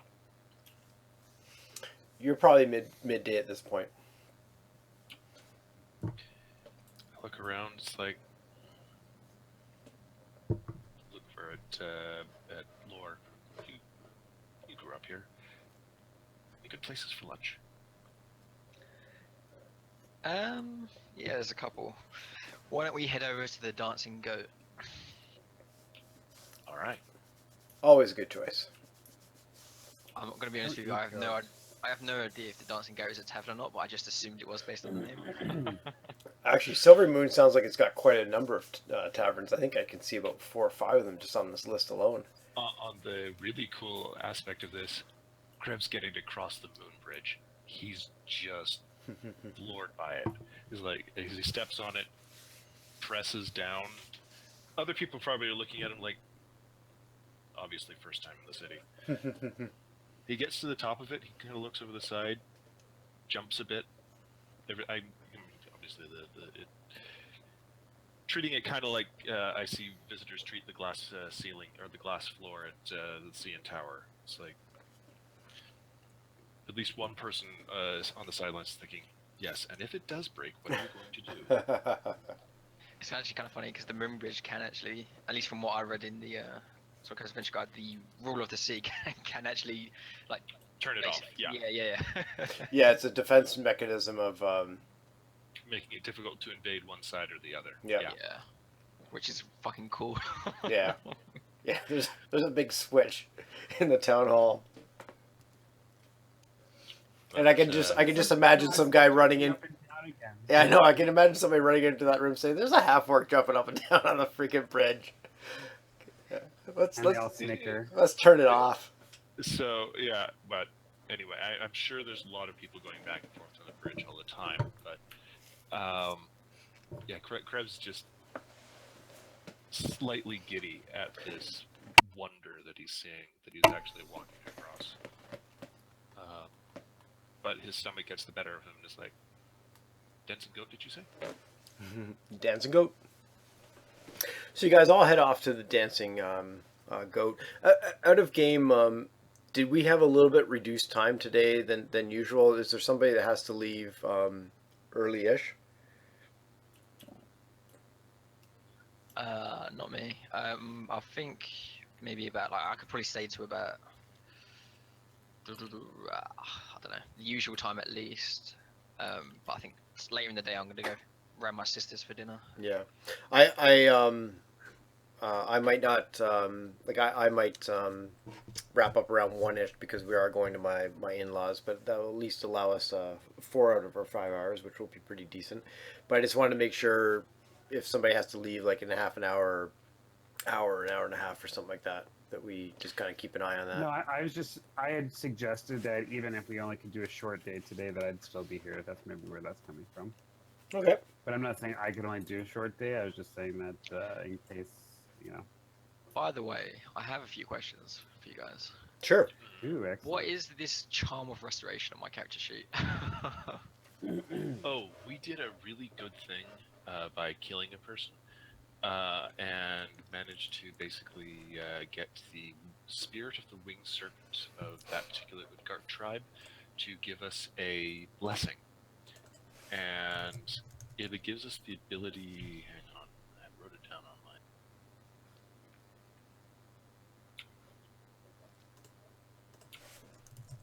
Charm of Restoration. So the charm has 6 charges. They don't regenerate ever, but 6 charges. And you can use 4 charges to cast Greater Restoration on yourself, or 2 charges to cast Lesser Restoration. Actually, I think it's just to cast the spell, not necessarily on yourself or not. But it's use an action to expend some of the charges to either do a Greater or Lesser Restoration. And then I like mocked the item saying, I can do that. So essentially, it's just like a temporary boon. It is. That's Was I it think Grani's- exactly what it's called under the Dungeon Master's Guide. Was it given to all of us or just me? All of us have this. Ah, okay, cool. It was yeah. it was what barbarian tribe? It was the one up by the temple. Yeah, the winged serpent, or whatever their name is. Cool beans. And another question as well. Did you guys end up selling those? What was the items I said there? I think it was like the gauntlets of ogre power and the +1 breastplate. I think we're waiting to get here, right? Yeah, I think that was part of it. Ah, okay. You've got your contact Galen in Silverymoon from Zyvorman Hall. That Yes. Good old Galen. because I believe this is where you want to pick up your bag of holding, crap. It is, if that's at all possible. Yeah, and one more thing with the items we spoke about Friday. I think it was Friday. Yep. Did you want to do your second roll? Yeah, we can do. And I was also because I forgot which was the other item I got. I asked you for the information. It was a quiver. This really funky quiver. Quiver of Alona. Which goes really well with your nice new, Oath bow. yeah, oath bow. Okay, yeah, I don't have that. So no, I didn't put it on your sheet. Why don't you do another D100 roll, and then I will tell you the 2 things that you have to choose from. Wait, there's a new way of doing it for you for this specific roll. You do 1d100 minus 1. Or no, 100d100 minus 1. There you go. Or no, how the hell do you do that again? I don't know. You're Something's wrong with you. To make it 99. So you have a choice between a ever-smoking bottle and the quiver of Alona. What's an ever smoking bottle? We're about to find out. I don't know if it's in the SRD. You can check there. I'm checking the DMG. Smoking's bad. Just saying. Ever-smoking bottle. Smoke leaks from the lead-stoppered mouth of this brass bottle, which weighs 1 pound. When you use an action to remove the stopper, a cloud of thick smoke pours out in a 60-foot radius from the bottle. The cloud's area is heavily obscured. Each minute the bottle remains open and within the cloud. The radius increases by 10 feet until it reaches its maximum radius of 120. The cloud persists as long as the bottle is open. Closing the bottle requires you to speak its command word as an action. Once the bottle is closed, the cloud disperses after 10 minutes. Moderate wind can disperse it, blah, blah, blah. So it sounds like kind of, it's a bit of a Batman gear. It's a smoke screen. Yeah. Yeah. It's basically like an infinite smoke bomb you can always use. Yeah. Yes. Now your quiver, which is kind of cool. Yeah, from what I remember, the quiver sounded a lot cooler. It just allows you to carry a bunch of crap. Yeah. Yes. But still, yeah, still pretty cool. Here it is. Kind of like a bag of holding. It never weighs more than 2 pounds. It has 3 compartments. The shortest compartment can hold up to 60 arrows, bolts, or similar objects. The mid-sized compartments hold up to 18 javelins or similar objects. And the longest component holds up to 6 long objects, such as bows, quarterstaffs, or spears. You can draw any item from the quiver. You can draw any item the quiver contains, as if doing so from a regular quiver or scabbard. So it allows you to carry a bunch of stuff without affecting your weight, which we haven't really been too picky on weight in this game and campaign. Maybe later on or when we go into another campaign or extend this campaign into new characters and things like that, we may get a little bit more focused on that kind of stuff. Just depends on how realistic you guys want to be. And I just look at D&D as you, you deal with the foundational rules first, and as we kind of get those and get comfortable with those, then we'll just add more and more complex rules to the degree that we want to, and we just, when we get too complex, we just stop adding those rules. I found that like we haven't really worried about weight so much, but then when certain things have come up, like you're carrying this giant torque or whatever, like how are you going to do that? I think that's kind of how we've done it, and that's yeah. If you guys come across something that's obvious, like there's something that's 200 pounds, this giant thing with 200 pounds, how are you going to drag it back to the ship, kind of thing? Then yeah, we deal with it that way. Plus, my weight is broken on my sheets. Even if I remove stuff, it always says I'm encumbered. So who knows how much I really weigh. And there's 2 sets of D&D rules around weight. One is you can carry whatever it is, 15 times your strength, and it's an all or nothing game. You can carry up to that point, and as soon as you go over it, then you can't carry it anymore. Whereas the alternate rules are, it's a sliding factor up to that maximum weight where you can carry it comfortably, you become encumbered, you become, like, I can't remember the various stages, but there are 2 or 3 stages to the point where you get to, I can't move anymore. I can't pick that up. Mm-hmm. Yep. Why I'm looking for the bag of holding to basically remove that, because I'll just stuff everything in the bag. Mm-hmm. Yeah. Okay. I think I would take the quiver there, because I think that's just maybe a bit more practical for lore. Unless there's unless someone in the group wants the smoky bowl. No, I think the quiver's awesome. Mm-hmm. There's the info for you. You want to copy and paste that on your sheet. Okay, well, why don't we take a 5-ish minute break, and then get back at it. Okay. Explore Silverymoon a little bit more. I'll be back momentarily. Sounds good.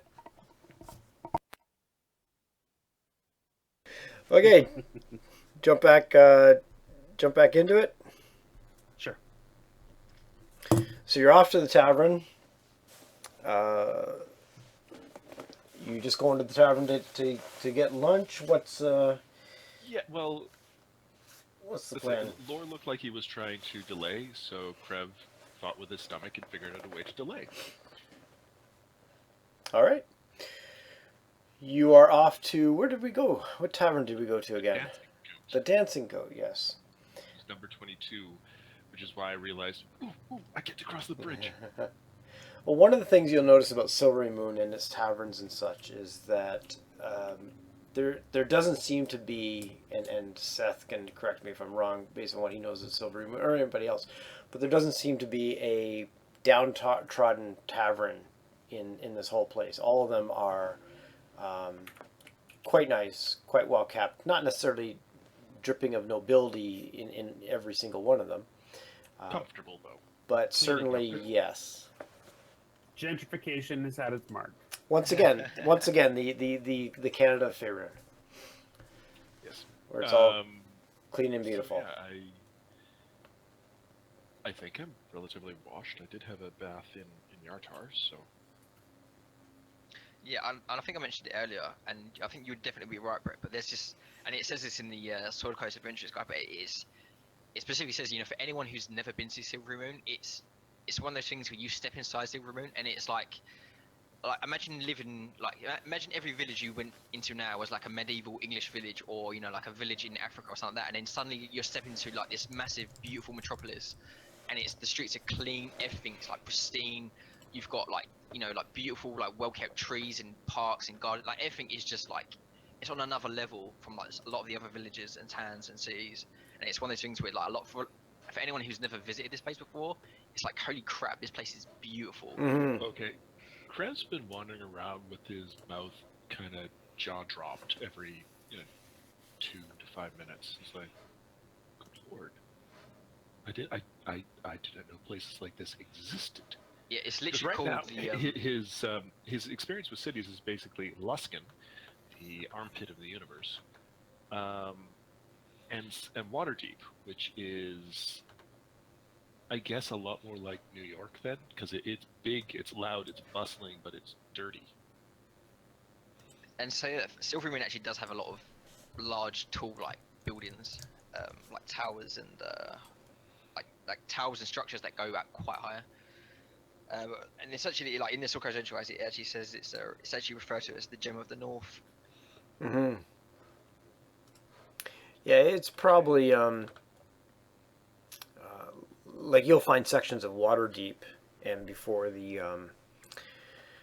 before Neverwinter was affected by the volcano, you'll find sections of Waterdeep like this. But as a town of a whole, it seems to be pride itself on its cleanliness and stuff like that. Here's this one excerpt from the book, and it says, "Given its beauty, a visit to Silverymoon is among the most memorable experience most non-Silverian might have, even among those that regularly fight monsters or places of beauty." No, wait, hold on. Even those that regularly fight monsters or handle magic, Silverymoon is a place of quiet, contemplative beauty, splendid opportunities for learning and respite for the harsher realities of the North. Blah, blah, blah, blah, blah. And it basically just rattles on about how Silverymoon is, just the most badass, awesome city ever. because it is. In the back of Krev's mind begins the thought, if I survive, I may retire here.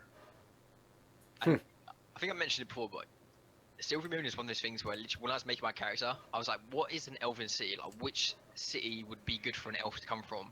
And a lot of the places were like, oh, Silverymoon sounds like good. I didn't even read much of it, and then when I later went back, and I was like, hey, this actually, it fits lore so perfectly. It's like, it's made so much sense. It's like, I just kind of chose it on a whim. I was like, so glad I did, because like, I've kind of fallen in love with it. Like, the more I've read about it, the more I'm like, fucking hell, this city is so cool. I'm in love with this city. I wish I could live there for real.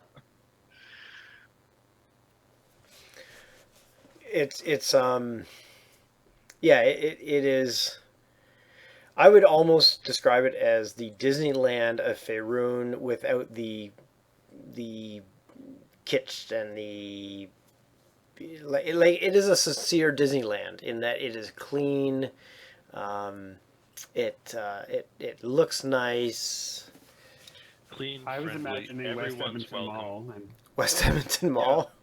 back in the day, yeah, It's- when it was all fresh and shiny. Oh yeah. Clean and friendly, and and nobody's turned away. They'll accept your money no matter who you are. Yeah, and it also has most of the the book says like goodly races, like like humans, elves, dwarves, and only like you don't get many orcs or drow or Drow, I don't think would things. be. I think there's a very specific Drow. I don't even know if he's still alive in Forgotten Realms folklore, but I'm sure Dritz would be welcome. But that's about it. Yeah. And What about the Sniffer Volvoldim or whatever? Smurfniblin? Those That's aren't them. evil. The deep gnomes are well known for being like one of the only generally good aligned creatures that live in the Underdark. So we might see some of those here. There could be a Smurfniblin, yes. If I remember right, when I read up a little bit about Dritz, I think he has like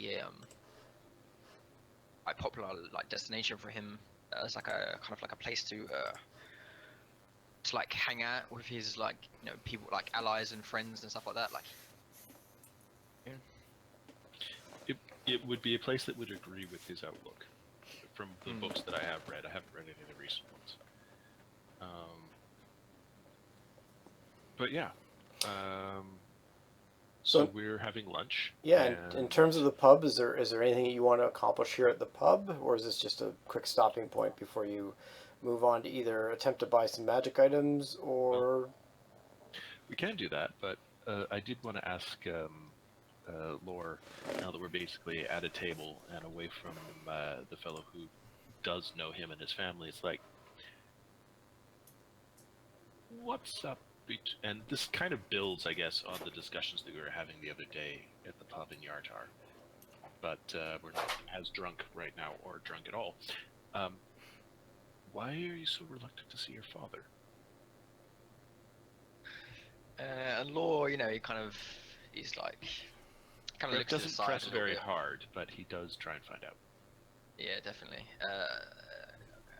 When you ask that question, obviously, like Law is a bit like he just seems a bit not off put, but kind of like a little bit like he just kind of stops and like pauses and he's like, you can see that like the cogs turning in his head. He's like, how do I respond to that question like in the best way?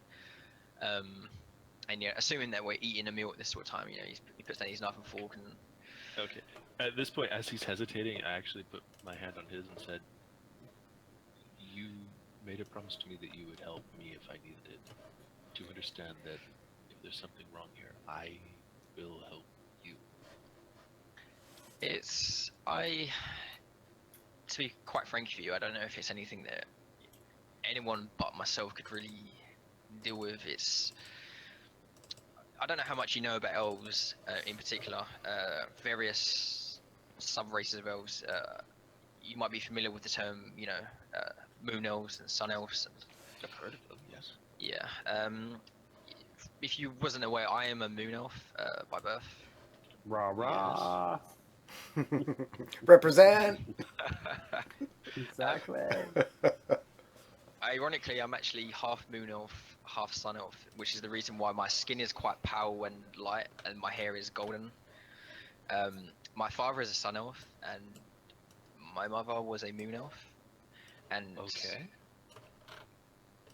there's a bit of rivalry between this various sub races. At least to say that sun elves they are quite. You would consider them like the most regal, the most, or Snobby. they, for lack of a better term, yeah, they're quite high and mighty, quite they look down on quite a lot, not just other races, but other elves as well. They consider themselves the best and the brightest, and Oh, I think I've met some. yeah, and suffice to say, both of my brothers are full-blooded sun elves, and I am half-blooded and look, at least complexion-wise, more like a moon elf. I'm I am the bastard child essentially, and the youngest, and there's always been a bit of a. I've always had to kind of make the extra effort to prove myself, you know, stand out and prove that I'm worthy of my father's name. And me and my father never really saw eye to eye on a lot of subjects. He wanted me to do certain things, do other things, and we kind of had our various arguments. And eventually, you know, I went my own way and decided the best course of life was to follow my heart and do what I wanted to do. And he disagreed with that, and I don't Who know. needs a father anyway? I've never known mine. And he takes a swig of his ale. I'm much more quiet about it. I'm just listening intently, and Krev looks like he's going to try and say something. It's just like he realizes he doesn't have anything to say. He doesn't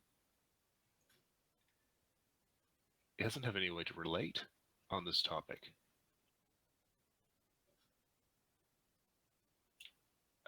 Except that he does still have his hand on yours, and it's like, I don't know how to help. And I just kind of, you know, like something out. I I will. kind of give you that that look that's like, you know, I appreciate you trying to help, but it's obviously like, you know, there's nothing you can do, and it's one of those things that, yeah, it is what it is. And I just put my hand back on yours, and I'm just like, and I kind of like stare at like Krev in the eyes. I'm just like, you know, like, thank you, Krev. Like, I really do appreciate it. Okay. I go back to eating. And then I continue to explain how I'll give a little bit of back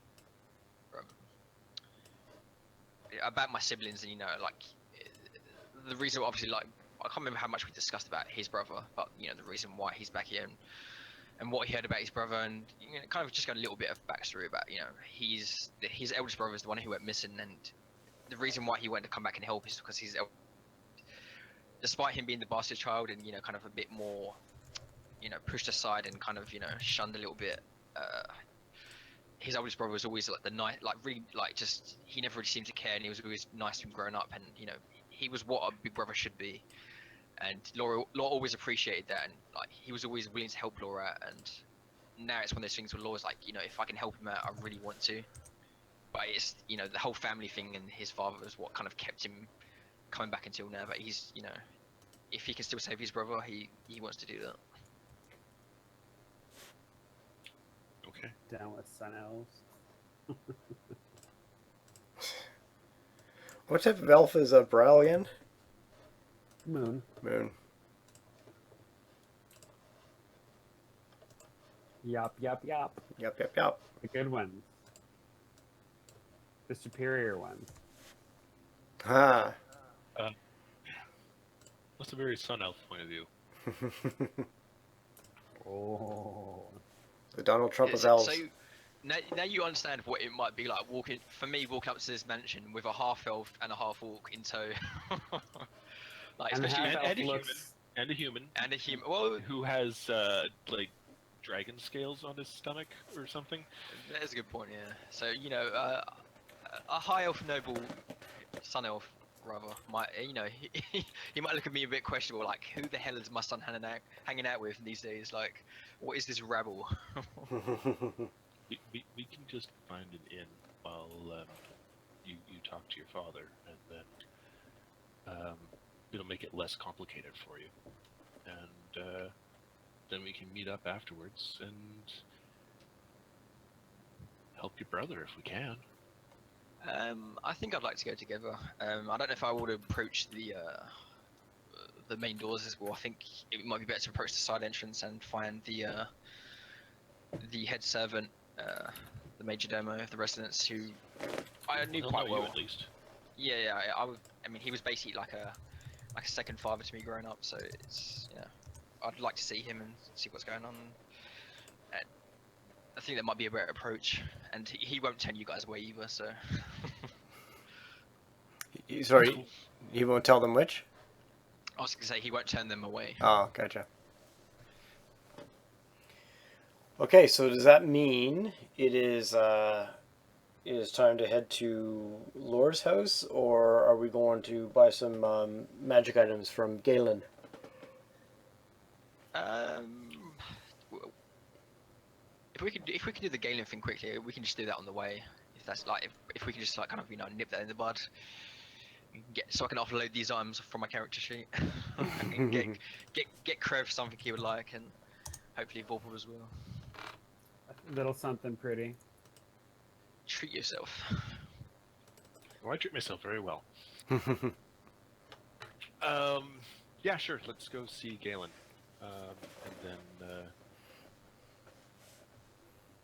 and then on with the show. All right. Well, Galen is at the edge of the market. You ask around. It's not too hard to find him. It's not like he's running a secretive business, given the town that he's in and everything. So by asking around and from your directions from Lord Zymorvin, yeah, you have no problems finding your way to his shop.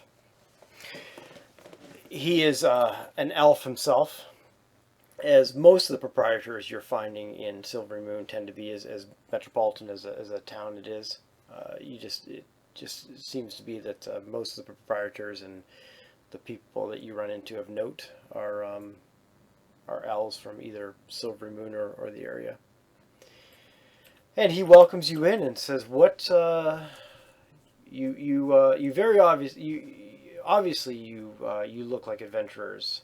I can only assume that you are here to either sell something or buy something." Yes. Absolutely.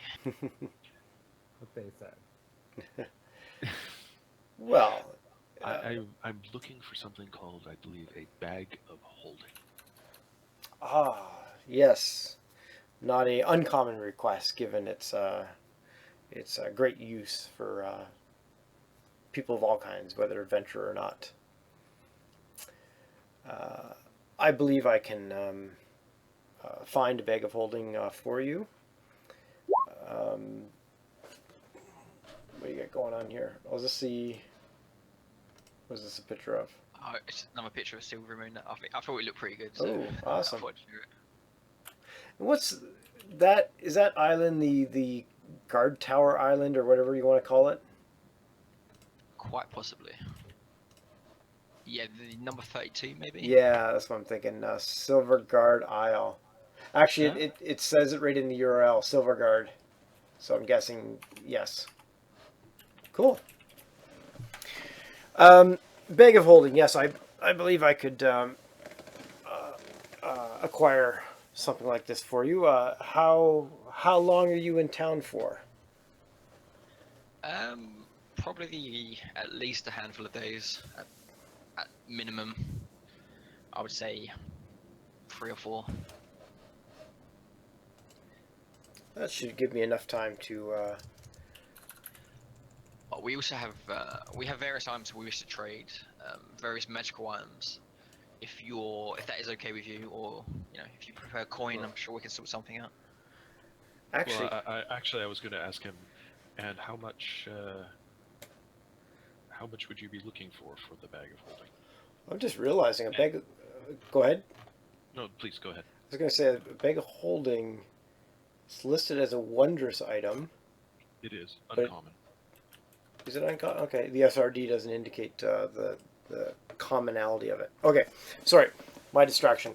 How much will a bag of holding cost? Is that what the question is? And if I can make a persuasion check as part of the haggling. Yes. Make a charisma roll, please. Oh no, we're all in trouble. A persuasion check, excuse me. And then Okay. Well, in that case, I think my persuasion is just a charisma check for me. Okay, you don't have any it is. bonuses? Okay. I don't actually have any skill in persuasion. I'm just really charismatic. And then also a 1d100, please. And I'm gonna have to do some reverse math in my mind because this is all based on selling a magic item. I thought I wrote down somewhere the flip side of. Let me see quickly if I wrote down some information on buying a magic item. No, it's not coming. Because I'm going off the DMG here, and it's selling magic item. So, let me think for a second here. If I do this,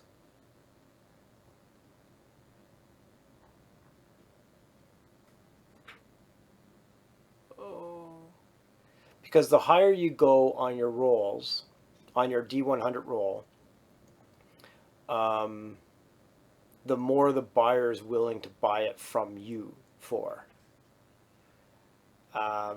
We can just keep that the same. The higher we roll, the higher the price. So if we're selling, we want to roll high. If we're buying, we want to roll low. Just make the math easier that way. Yeah, maybe you're right. And then the charisma check then would reduce your roll. Okay, so 44 minus a 14 is 30. 30. Yes, and a bag of holding, he announces, would cost you 150 gold pieces. What? Only 150 gold? Based on what we just decided, yes. Actually, we could... that just, if you want to monkey around with that price, I have gold. Make it what you think it should be worth. Because I was fully expecting to pay like a grand for this. Yeah, I was expecting at least 1,000 to 2,000 gold. Okay, what's the rarity again? Uncommon? Uncommon. Okay. Uncommon, yeah. So the base price for uncommon is 500, and it can be, depending on your roll, it can be anywhere from a tenth to 1.5 times. Hey, look, Brett, you're the DM. It's okay. If Oh, if 150 gold is what you say. I know, but I'm also an engineer, so I like my formulas and such too. Let me just quickly in my mind try this a little bit differently. If we take the reverse of the 44 on a D100, which is a 56, if you get what I'm saying, 100 minus 44, 56. Let me see here. If you are buying, you want the price to be as low as possible. So the higher your charisma roll, the higher the charisma roll, the better in your favor, and the higher the D100, the better in your favor. But I'm trying to flip that. So like a 44 was a lowish roll. Help me out here. Anybody that's got the DMG, look at page 130, and that's what I'm trying to base things on. Okay, 1 second. If we can't figure this out in 2 or 3 minutes, I'll make it up. But if we can figure out, So, increase the base price by 60%. So 1 times 1.6. If he rolled a 40, you said he rolled a 40. 44, close enough. 44. So then do by 56. So 1.56 times the base price. So he's selling this item, a 44 would mean that the buyer, which is Krev, would offer 1/2 the base price, and even if you add your charisma modifier, it's still 1/2 the base price. So I guess if we flip that, He'd be offering it at 1.5. 1.5, yes, already. Yeah, so 750 gold. Yeah, he'd be asking 750 gold. Okay, so remind me that in the future that we roll as if we're selling, and then whatever the offering is as a buyer, we just inverse that. Yeah, math is hard. 1/2 would become 3 halves. Yeah. So he believes he can find because I like the randomness of the dice to figure out, like, a bag of holding one day is going to be 750 gold pieces, another day it's going to be 5,000 gold pieces. These are supposed to be rare things, and the market can vary Yep. over time. And in ways It also makes a lot of sense in Silverymoon. These kind of items might be quite common. Like, maybe everyone and their mother might have a bag of holding in Silverymoon, so it's, Yep. it's depending on what part of the world you are, obviously it could increase in costs. Yeah, Yeah. that's true. So 750. He believes he can acquire one in the next few days at 750 gold. There's no problems with this at all. I will give him 7 gems worth 100 gold pieces each, and I believe 5 platinum is the equivalent of 50 gold, right? I believe you're right. Okay, so I give him 7 100 gold gems and 5 platinum pieces. Or if he prefers, I can give him half now and the remainder when I collect. Yeah, let's do that half now. Okay, so I show him that I have the money. Yep. For one, and I basically take say 2 of the platinum pieces and 4 of the gems, so it's a little bit more than half. And I say I'll give you the remainder when you have the bag and we conclude business, and you are and thank you.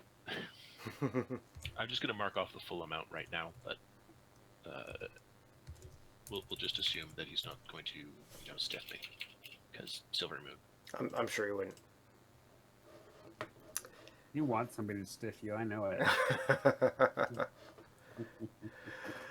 All right. So Yes, but that's a different elf. Yeah.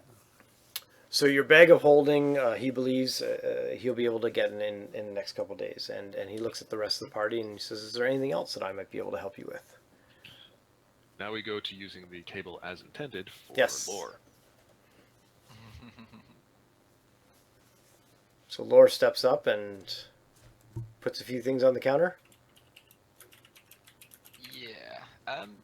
One quick question as well. Is the I know the oath bow is, but I don't see where it says anywhere for the giant slayer. Is the giant slayer attunable or not? Don't know. Let's find out. I I can't don't- see where it says. I don't think it is. I'm just. The oath bow is, which is like, I didn't think weapons were attunable, but I just find it a little bit strange that the oath bow is and the giant slayer sword wouldn't be. Yeah, it doesn't say in the SRD it is, and it kind of makes sense to me that the oath bow would be, because it has some. The giant slayer is essentially a plus, and deals extra damage depending on who you're attacking and things like that. Whereas the oath bow maintains a focus on the target. Huge benefit. Yeah. So I can understand. So no, the giant slayer is not attunable. Is the quiver attunable? I believe it was.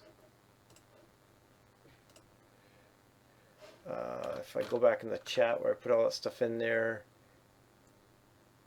Actually, no, no, it isn't. And again, it would make sense. I can't understand why it would be attunable. So no, it is not. Is there a sentinel shield, or what is the rarity on a sentinel shield? A what type of shield? Sentinel shield.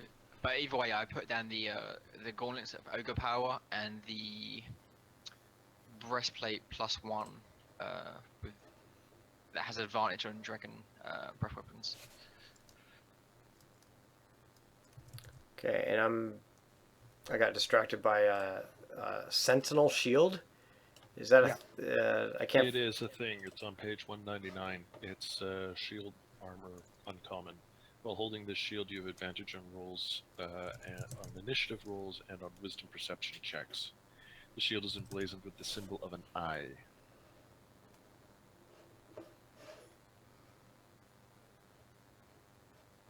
And you're asking specifically what about that shield?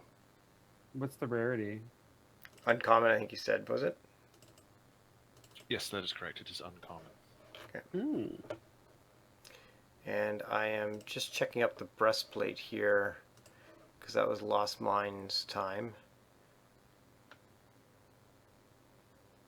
Oh yeah, you had given me a scroll of 4th level last time, and I haven't actually written down what it was. So I'm going to think of that while everyone else is working this out. The breastplate was I think just a +1. I know it was a +1, but I think it was essentially a +1 breastplate with flavor. What about Yeah, I believe I could just check on the.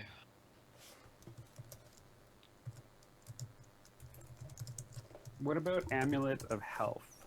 Yeah, so a +1 armor would be considered rarity, I believe. So I don't know if the advantage against dragon weapons boosts that up or not, but just a standard +1 armor would be rare. Okay. I hate that the SRD doesn't show the rarity. Okay. So the breastplate is rare, and the gauntlets are. Sorry. Do you remember what the gauntlets are?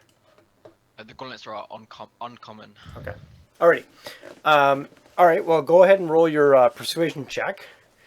Now, this persuasion check will stick for both of the of all the items that you're selling. Before I roll, could I lawyer that I might have advantage for being an elf or Silverymoon of noble status? To be fair, Ventus could also probably be helping. He, I believe, is definitely skilled in persuasion, as in I think he is actually proficient in it, and his charisma is really high, so that might be the assist for advantage. I would agree. Go for it. Oh, I need that advantage. Yes. Glad you asked. And now we will roll for each of the. We're going to do a 1d 100 for each of the items. So first roll for the uncommon item, the gauntlets. So you got a 16 plus an 88, which obviously puts you over 100. And a shady buyer. This is not a shady buyer. Offers 1.5 times the base price. No questions asked. Well, he's not a shady buyer, but he offers 1.5 times. So he offers, I guess that's 750 gold for the gauntlets. Nice. Sorry, how much was that? 750. Okay, do you guys wanna? So the thing is, the gauntlets are nice to have for me, but at the same time, it's like the only benefit is athletics, which I don't really need. So it's. I think we're better off with the gold. Yeah. Okay. Okay, so you sell those? Yep, I sell those for. Actually, no, sell those. Okay. 750 gold. Alrighty. Now let's do a 1d 100 for the rare item, the breastplate. Wow, look at you rolling. Oh, Wow. you're just now, because it's a rare item. There's a -10 on that, but your charisma balances that out, so you end up over 91 again. So Cha-Ching, he looks this over. He looks at he looks at the fact that that it has a save against breath weapons and stuff like that, and he says this is very rare indeed. This I'd be willing to part with 7,500 gold pieces. Ow! Whoa! Paycheck. But he says, and roll 1d8, please. He said it might take me a few days to find a buyer for this.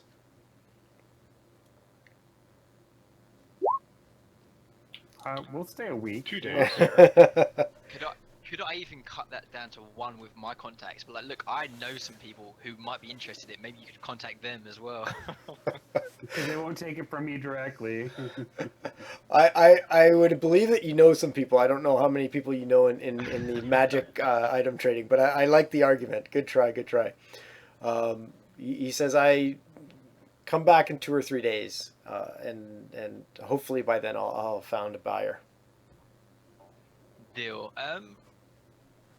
A little bit curious. Before we step away, I want to pull Crev aside, and I would ask Vorpal this if he was here as well. But one of the things I was thinking we could trade this for, which would be really useful for, it'd be useful. I don't know how it would work with Briar with shapeshifting, but I know for Crev and Vorpal would be be a great boost, and that's you could get like a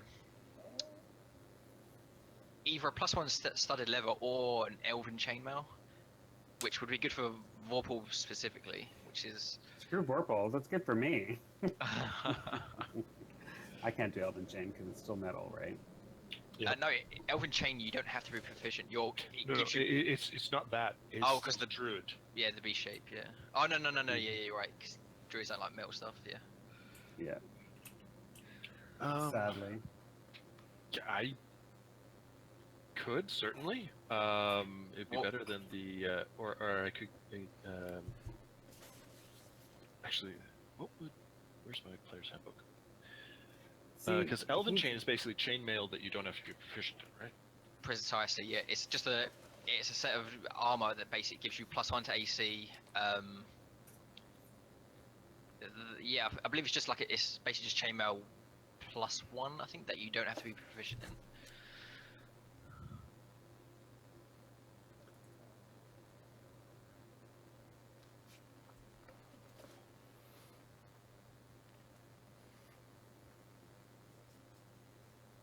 See, here's the weird thing. At least in the description, it's classed as Elven Chain. It's classed as medium armor. Yeah, it's actually chainmail is heavy armor. Elven Chain, I guess, is medium. But what I don't understand is it's saying the base AC by Elven Chain is AC 13. Oh, is it a +1? chain shirt? Yeah, I think so. Because that's base 13. Yes. But yeah. So it's 13. Is that 13 +1 or just 13? It's 13 plus dexterity modifier.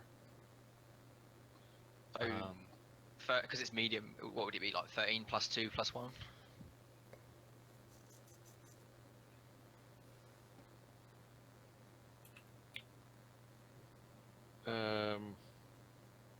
Sorry, I think I have the. Oh shit. I hope you haven't missed me by one recently, Brett, because I think I actually have the wrong AC written down. I can't remember the last time you guys were in a bit of a tussle. But that's okay. Regardless, I apologize, because I Yeah. have studded leather armor listed here, and I don't think it's +1. Just regular studded leather. I have listed my AC as 13, but studded leather is only an AC of 12, and I don't have a dexterity bonus. I don't think I was getting something from anything else. Maybe if you dragged it on from the SRD, maybe the SRD isn't set up properly. I do know it's interesting that the weight of it is 13. So it's interesting that that's a bit of a coincidence. Anyway, I'll reset this to 12 for right now. Sounds good. And no, if we can get a shirt that I can use, that's a slight bonus. Would you prefer the chain shirt or the studded leather +1? Like realistically.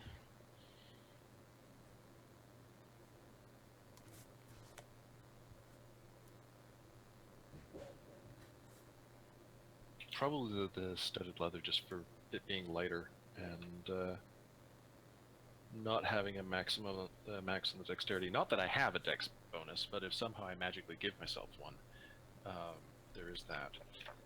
Let me just double check one quick thing.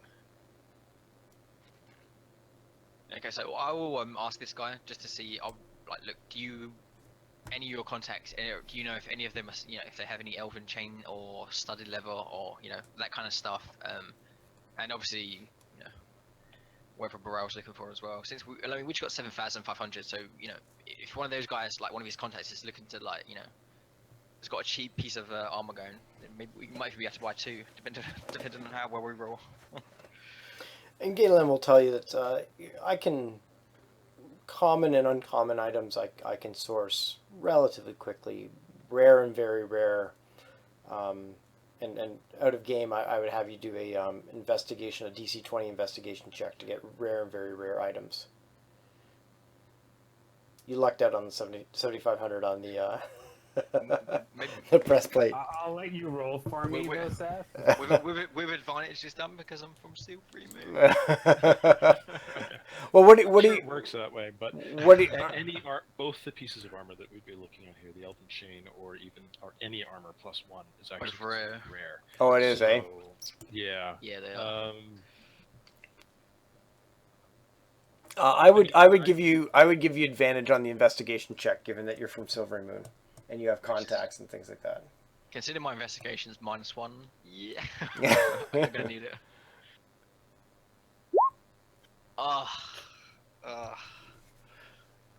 Actually, does that you wouldn't be able to meet a DC 20 investigation check then, because even if you No, roll I 20, you'd have Yeah. 19.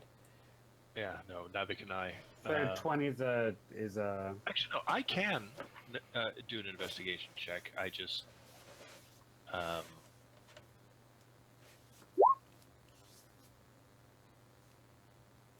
Sadly, I don't have advantage, so. No, not in Silverymoon. But maybe I can help him get so. Let's just keep- investigation- Yeah, Let's just keep rolling. Let's not Let's keep rolling till you get a 20. not push too hard on this. We're not staying for months until we find a thing. As written, DC 20 check for each saleable item or purchasing item. On a failed check, no buyer for the item is found after a search that lasts 10 days. On a successful check, a buyer for the item is found after the number of days based on the rarity table. Of course, we We're speeding up here. we make things we twist and pull. I'm okay with the armor as it is. We can just hang on to the gold and figure something out for it later. Okay, there's one more thing as well, since I don't think it's a tunable that I would like. Hopefully, I can get for cheap. With the 900 we got from the gauntlets, and I just want to look for basically just another +1 sword, and just so It's I can. also probably rare. No, it's actually uncommon. Oh, I okay, believe. that's awesome. That is awesome. Yeah, it's interesting if I remember correctly. Armor is one step above weapons. Yeah, exactly. Which I guess if you think about it, it takes less material to make a weapon and maybe enchant it. Everybody wanted a magic sword. Not everybody realized that you would want a magic armor. Yeah. So Galen says, "Well, what type of weapon would you be looking for?" And I show him a rapier, or something similar to Giant Slayer as well. Something finely crafted, elven made, obviously. Decently powerful if possible. Master crafted rapier of a fine sort. And out of game, you're looking for like a +1. Yes, please. If there's any +1 swords with maybe some minor enchantments on them, I won't say no. Okay, give me a 1d100 roll. And this is you buying, so now we're reversing everything. I think oh Lord. I think we're gonna have to rethink the reversing of the buying, because if I don't know, it's working out pretty well for me so far. no, agreed. But if you end up rolling too low, you, instead of being offered 1/10 of the price to buy something, you are going to be given 10 times the price to sell it. Yeah. And so I'll work that out. I thought I'd written down something. I had this kind of figured out at some point. Anyways, so he would buy it 1.5 times, which means he would sell it at like 2/3 the price or something like that, or half. Yeah, I think it's actually be 2/3. 1.5. Yeah, 3 over 2 flipped over 2/3. But anyways, it's uncommon anyway, so we're talking 350 gold pieces for your +1 Done sword. and done. So there you go. You got a +1 sword. You're going to get a bag of holding, and my gosh, you've got Money. 7,500. 500 gold pieces plus the other 750 for the gauntlets or whatever. So My turn. 8,250. Holy crap. Now, are we dividing this? 8,000. or- I think it's 8,000. Yes, 8,250. 250. Are we dividing this? Let's Or- wait until we finish with items first. Okay. What are you doing, Barile? Okay, so I need your help because I'm like looking online for things that are good for druids on cheating. But can you see where did it go? I lost my page. Is there okay? So Amulet of Health. How rare is that? Can we just while we're talking about money, I wouldn't have enough to buy the sword out of my own pocket. So is it okay if I use some of the money from the ogre gauntlets, which would bring the total that we share down to about 8,500, 8,050 instead of 8,200? It's fine. Thank you, God. You're being like badass in melee has saved our asses so many times. Yes, I want you to be well equipped. Yeah, exactly. I mean, I'm pretty well equipped right now. I've got a +2 armor, 2+1 swords, a +2 bow. Like, And a quiver of a Lona. Yes, you are a little badass at the moment. Half of Faerun knows how well equipped Lore is. I mean, oh really? maybe a little more than half.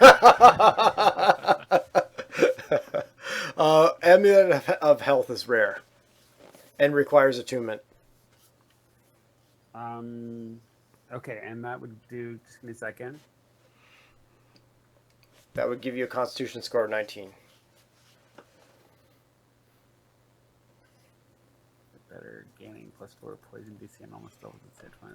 Yeah, so if we could get one of those, I think that would be beneficial for me to be able to tank again, or still, or whatever. What would it More cost? health for your base form, but even more important for your animal forms, as well as some save DCs. Giant poisonous snake, for example, gains 6 hit points and +3 to his poison DC. Giant wasp gets even better, gaining +4 poison DC and almost doubles its hit points. That's a dang good boost. This is an amulet of health. Yeah. So what does a Constitution of 19 provide you beyond the fact that you've got just bumping up your hit points? And so it bumps up my hit points, and if I'm using like poison attacks, I guess it adjusts the DC on poison attacks. Oh, it doesn't? Okay. That's what it's saying here when I'm looking at magic item from the druids. I'm just looking at the DMG where it lists Amulet of Health, and it just essentially just says your Constitution score is 19 while you wear this amulet. Now, obviously, if Are you we talking about an amulet of health or a parapet of health? It says Amulet of Health. I'm going to look at something poisonous real quick and see what it says. So let's say giant snake. Not constrictor. Giant poisonous snake. So let's see what it says with the... So, target must make a DC 11 con saving throw. Taking blah blah blah on a failed save. Is that because... Con is a 13. Hold on, let me read this again. Giant wasp, giant poisonous snake. Yeah, so it's saying it increases the DC for poisonous attacks. But The thing is that you have a higher con. It doesn't say anything here about and gives you a bonus on saves against poison. not against poison. It's the other way around. It's when I'm doing a poisonous attack, it's supposed to change their DC for them to save. Strange. yeah, because based on the DMG guide, all it does is move your Constitution to 19. Of course, if whatever you're doing gets a bonus from your Constitution, then your Constitution is higher, and therefore it will help in that regard. Right. Then, so right now, if they have a +1 for their con. But when you change into an animal form, you take on their physical characteristics. Yes, but this would replace that one physical characteristic. Because you can still wear an amulet in animal form. Apparently.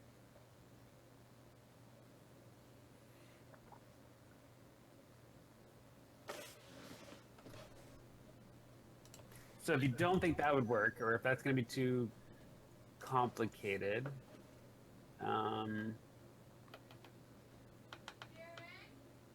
I don't think there's a one-to-one match between the constitution of the creature and the viciousness of their poison. Because I don't know about you, but a brown recluse spider is just a spider. You can squish it pretty easily. It's susceptible to whatever the hell spiders is susceptible to. But its poison is fucking murderous. Dude, I've heard some really bad horror stories that the pain you get from a bite that you can inflict on you. Apparently, isn't it meant to be like the most painful spider bite? It's one of them. It's because basically its poison necrotizes your tissue. So when I look at the giant wasp, their natural con doesn't have the +1, and they're saying it's a +4 instead of +3. So I'm saying that I think they're adding the con bonus of the poisonous creature to whatever the DC save is.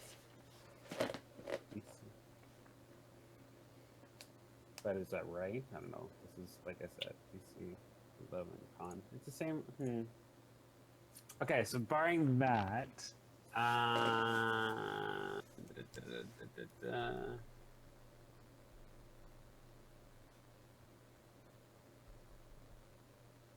okay, let Crab go again.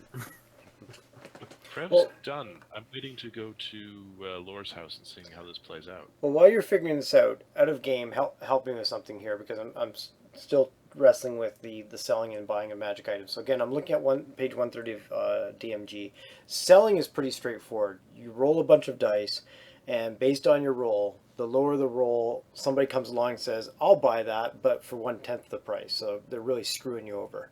And a high roll, somebody comes along and says, I'll buy that for 1.5 times. So just no questions asked. Here's a bunch of money. Give me the stuff. So that's for selling, when you're selling. Now, so for buying, again, if we use the inverse of that, then you could be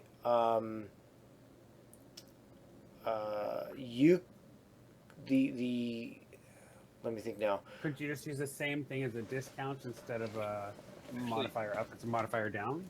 Because if we inverse the results, then it's anywhere from 2/3 the price to 10 times the price, which is quite a range. It is, but it also kind of makes sense. I mean, you could, if you wanted to, shift the rolls so that it's like 0 to 10. It's going to be 10 times the price. Just shift everything down 10, essentially, in terms of that 1d20 or 1d100 plus modifier item. So it can happen, but it is rare that it's like, I can sell this to you, but this is in so extraordinary high demand that you need enough money to buy a house in Toronto to get this. Yeah.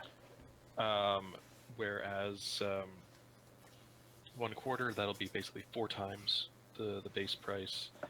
Half would be double, which actually means I owe you a little bit more money. And then at the base price, or if you roll really well, like that, less than 20 sort of thing, then you get for 2/3 the actual base price. It's just this item is cheap right now. I like you. You're talking me into it. I bought a dozen of these for a 1/3 price, and I need to offload some of this shit. So, for example, in the case of Lore's breastplate, if he had rolled really low and ended up with 20 or lower, then the guy says, okay, I'll give you 500 gold pieces for that. Yeah. So instead of 5,000, it's 500. If he had rolled a little bit higher, then it's a 1/4, so he's gonna get 1,250. If you roll somewhere in the middle, then I'm going to give you 2,500 for that, which kind of makes sense because it's potentially used, all this other stuff. Plus, this is a business for these guys. They need to buy they need to basically acquire their inventory at a lower price than what they're going to turn around to sell it for. Exactly. Magical items are this is a luxury market, effectively. Yeah. Even though we're not. There's no definitive price, I mean? Yeah. Like, it's not like there's in this tan, hey, every +1 armor is 2,000, and in this tan, every +1 armor is 1,500. It's whatever the buyer and seller want it to be. Yeah, and you're right. It is a business because the person has to buy it at a certain price. sell it at a higher price, Yeah. and out of that higher price has to pay rent, has to pay staff, Oh yeah. has to Not to pay. mention the fact that they have to maintain a really good shop Yeah. because the people who are coming with this type of money expect a certain level of infrastructure, effectively, in the establishment they're going to. He's got to pay for decent security because it's magic items that he's keeping. Mm-hmm. And he's not going to make many sales Mhm. over the course of a year. He might make 24 sales in a year, Right, and it and has really to have like a high enough margin of profit that he can live comfortably. it really just varies from person to person. Like for example, like you could go for 110 and like, hey, this guy is a magic seller, and it's like, hey, I want to sell this +1 breastplate. You know, I want to sell it for 5,000, and he's like, well, I've got like 3 of those in back waiting to go already. Like, I'll Yeah. buy that for about 1,000, and you're like, well, that's not worth that price. And he's like, well, I'm not going to buy it for Right 5,000. here, right now, that's what it's worth. Yeah, it's not worth For that. me, that's Yeah. what that's worth. Yeah, and obviously as the players, we have that choice. We're like, look, I'm not going to sell it for that price. I'll go somewhere else and find someone else to sell it. Yeah, And exactly. maybe I'll get a better price somewhere else. And I kind of like that aspect of it because it's like we don't have to sell it for that price. You know, we can find someone else. And same thing with buying items as well. You know, if we find an armor we want, and the guy's like, look, I'll sell this to you for 8,000 gold. It's like, well, we've only got 2,000 gold to spend on it. Mhm. So we will go somewhere else and try and find it, you know, elsewhere. Sounds good. I like it, and I also like that it's relatively simple. You just read off of the you just read off of the table there. So if you roll really low, then they're going to buy it from you at a tenth of the price. If you roll really high, like Seth did, then they're going to buy it from you at 1.5 times, and then Seth won. You know. Yeah. Okay. Go play the lotteries. Exactly. And Oh, if you look at the table, it's certainly skewed towards half the price or lower, because 80% of your rolls, not forget the modifier for a moment. 80% of your rolls are going to be half price or lower. You have to roll 81 or higher. I'm just figuring skew it the opposite direction for buying, because they want to sell it to you for more. So it's not going to be a 10. Yeah. So instead of 10% of the time us, or 20% of the time it being 10 times the value, we just make that 10% of the time it's 10 times the value. That's what I was going on about. Shifting everything by a roll of 10 on that roll table, because I think this is worth 10 times the base value should be a relatively unlucky occurrence, not 1/5 of the time. Oh, okay. So you're talking about the inverse of the right hand side of the table. I was just gonna read the table as is. So if Seth had rolled like a 5 on his D100, or with the 5 would still be it, but I think if you rolled a 15, you should be in the 1/4 base, or 4 times the base price rather than 10 times the base price. Oh yeah, why do you think that? Because I think the 10 times base price probably is not going to happen too often, because that's a lot of money, especially when you're starting to talk about rare and very rare. Mm-hmm. Should we ever get to that point, that's a ridiculous sum of money. You're talking about this is also me, the player, not wanting to pay 10 times the price very often. Yeah. Are you talking about lore? Let's use the breastplate again as a lore was selling that breastplate. Yes. So Lore's either going to get offered a tenth the price, or he's going to get offered 1.5 times the price. He got 1.5 times the price. So let's flip it around to buying. So Lore says, "Hey, I want to buy that rare item." So if we just use the table as is, there's a 20% chance that is going to be asked for 50,000 gold coins for it.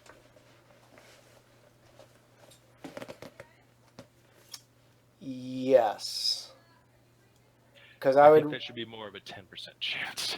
Yeah, because I would rather that than you guys having a chance every now and then that a $50,000 piece of thing is being offered to you for 500 gold pieces, which is going the other way.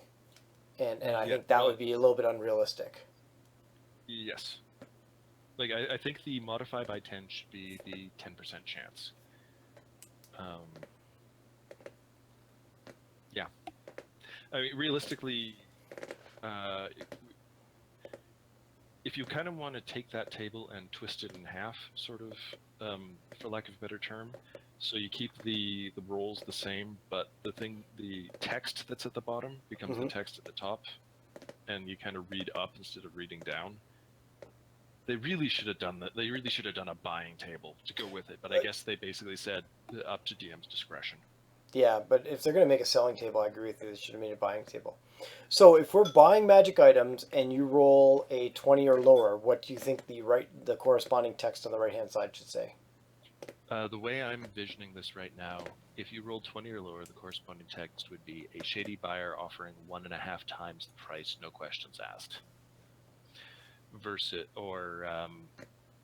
And then if you rolled 21 to 40, it'd be a buyer offering base price. Gotcha. 41 to 80 would be exactly what it says on the table. 81 to 90, an offer, somebody basically asking for 4 times the price. And 91 to 100 would be somebody asking for 10 times the base price because you are in a bad situation. So a higher roll is actually penalizing you. That is correct. If you're buying, it just makes the breakdowns the same, but it's literally the inverse of this table in that if you roll high, you get the answer, you get the highest price, which in this case is disastrous. Or it could be a case of, I really, really want that.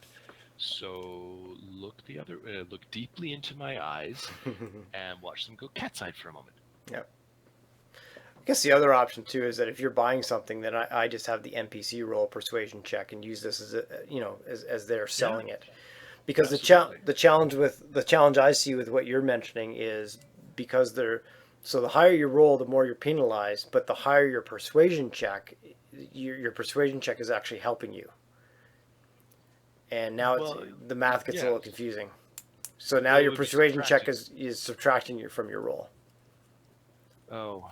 And I know we're arguing semantics, but this is the challenge I've had. Yeah, this is the challenge I've had with this table ever since. Is that it's clear on selling, not very clear on buying.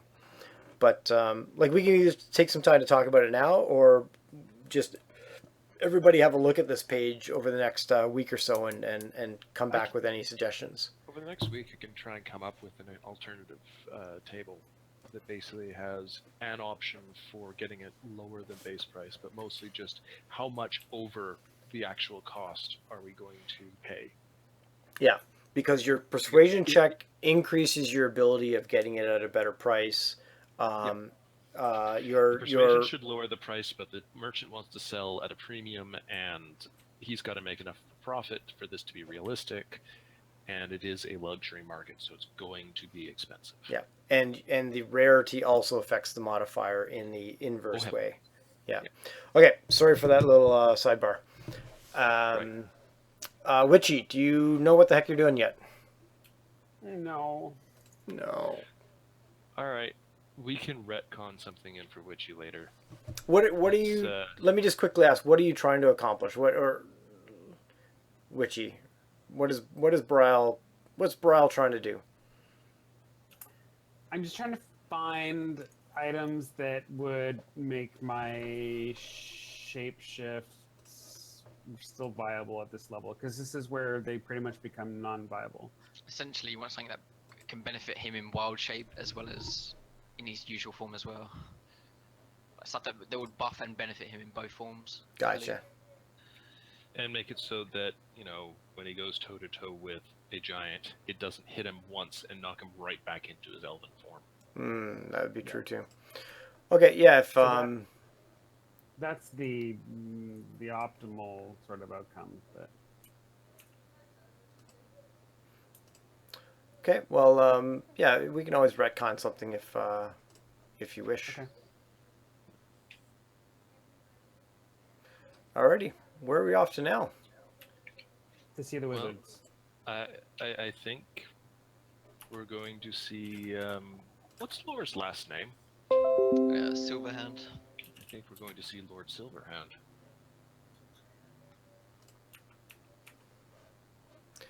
All right.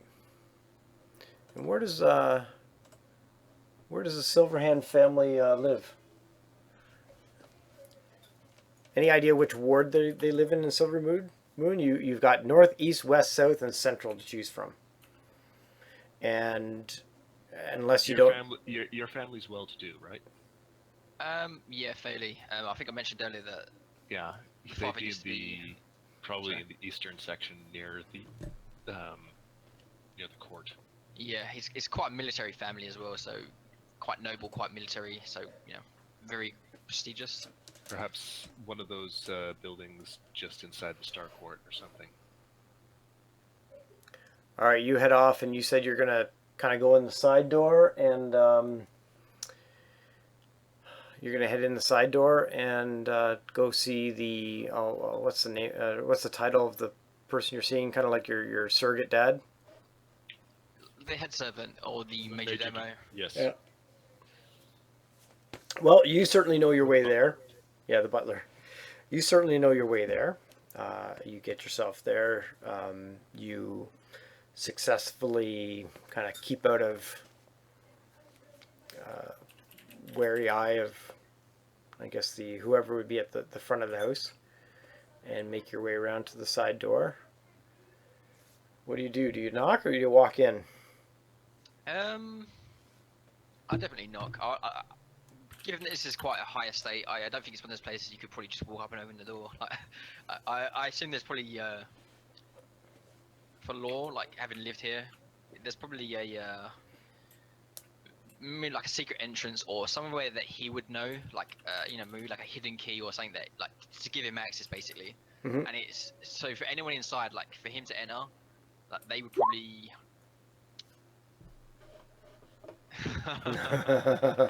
Sorry. They might be, they might if for them to know that, like, if for someone to enter through this in the same way, like they would probably like they must know the way in sort of thing, and so. Well, you live here or lived here at one point, so I guess Yeah, it's but up I've to not you. lived here for like several years. Yeah. And usually the as much as it is your home, there is still whole sort of upstairs downstairs sort of behavior, and normally you would go to the front door. Coming to the side door is a little unusual. It wouldn't necessarily expect to see you there. Yeah. Which is part of the point right now. You're trying to meet you're trying to meet the butler rather than your father right now. Exactly, and it's also one of those things where I think because Law was kind of the bastard child, and so got a bit less love than the other children, so he spent a lot of time. Yeah. Yeah. I imagine this is going to be the happier reunion of the two. Mm-hmm. Well, again, you know your way around. You can find a side door, like a servant's door. You know how, unless things have changed, you know how to get yourself in here. So you can either knock at the servant's door, or you could probably find a key to sneak your way in. I will knock. Yeah. And you knock. After a couple seconds, the door is opened. You see a youngish elven woman, girl, like human age, 20-ish kind of thing. Obviously a maid of some sort. Opened the door and looked a little confused at this motley crew at the side door, wondering if this is a delivery that she wasn't aware of. Are they about to be attacked and robbed? Attackers don't knock. Usually. Hello, mugging. Man, oh shoot! What's the Saturday Night Live before he says loan shark? Candygram. That's it. Candygram. Flowers. Okay, so there's this maid standing before you, a little bit quizzical. I step forward and kind of like I do think it's like it's a little bit subtle, but it's like it's not until I don't just hey look hey I'm Law I'm back sort of thing. I am like on Law's thing like on his right hand, on his index finger or maybe no is it on his index finger? He has the signet ring. Mm-hmm. Would you wear that on your index finger? Or what, like if you had a family ring, what finger would you wear that on? Index or middle, one of the two. Middle sounds cooler. They're nominally quite large, so they would be on one of your larger fingers. Yeah. Okay. So I have it on like a signet ring on his middle finger, and I kind of do that thing where I kind of like bring my hand up like just over my face to kind of like brush my hair aside a little bit, but enough to like flash it in front of her face, and then I just like I say do I know her, Brett? Do I recognize her? Or No, is she- you don't recognize this person. Certain staff would kind of come and go at this place. The higher up in the hierarchy, the longer standing that they would be. The lower down in the hierarchy, whether because they didn't do the job well or whatever. So no, you don't recognize this one.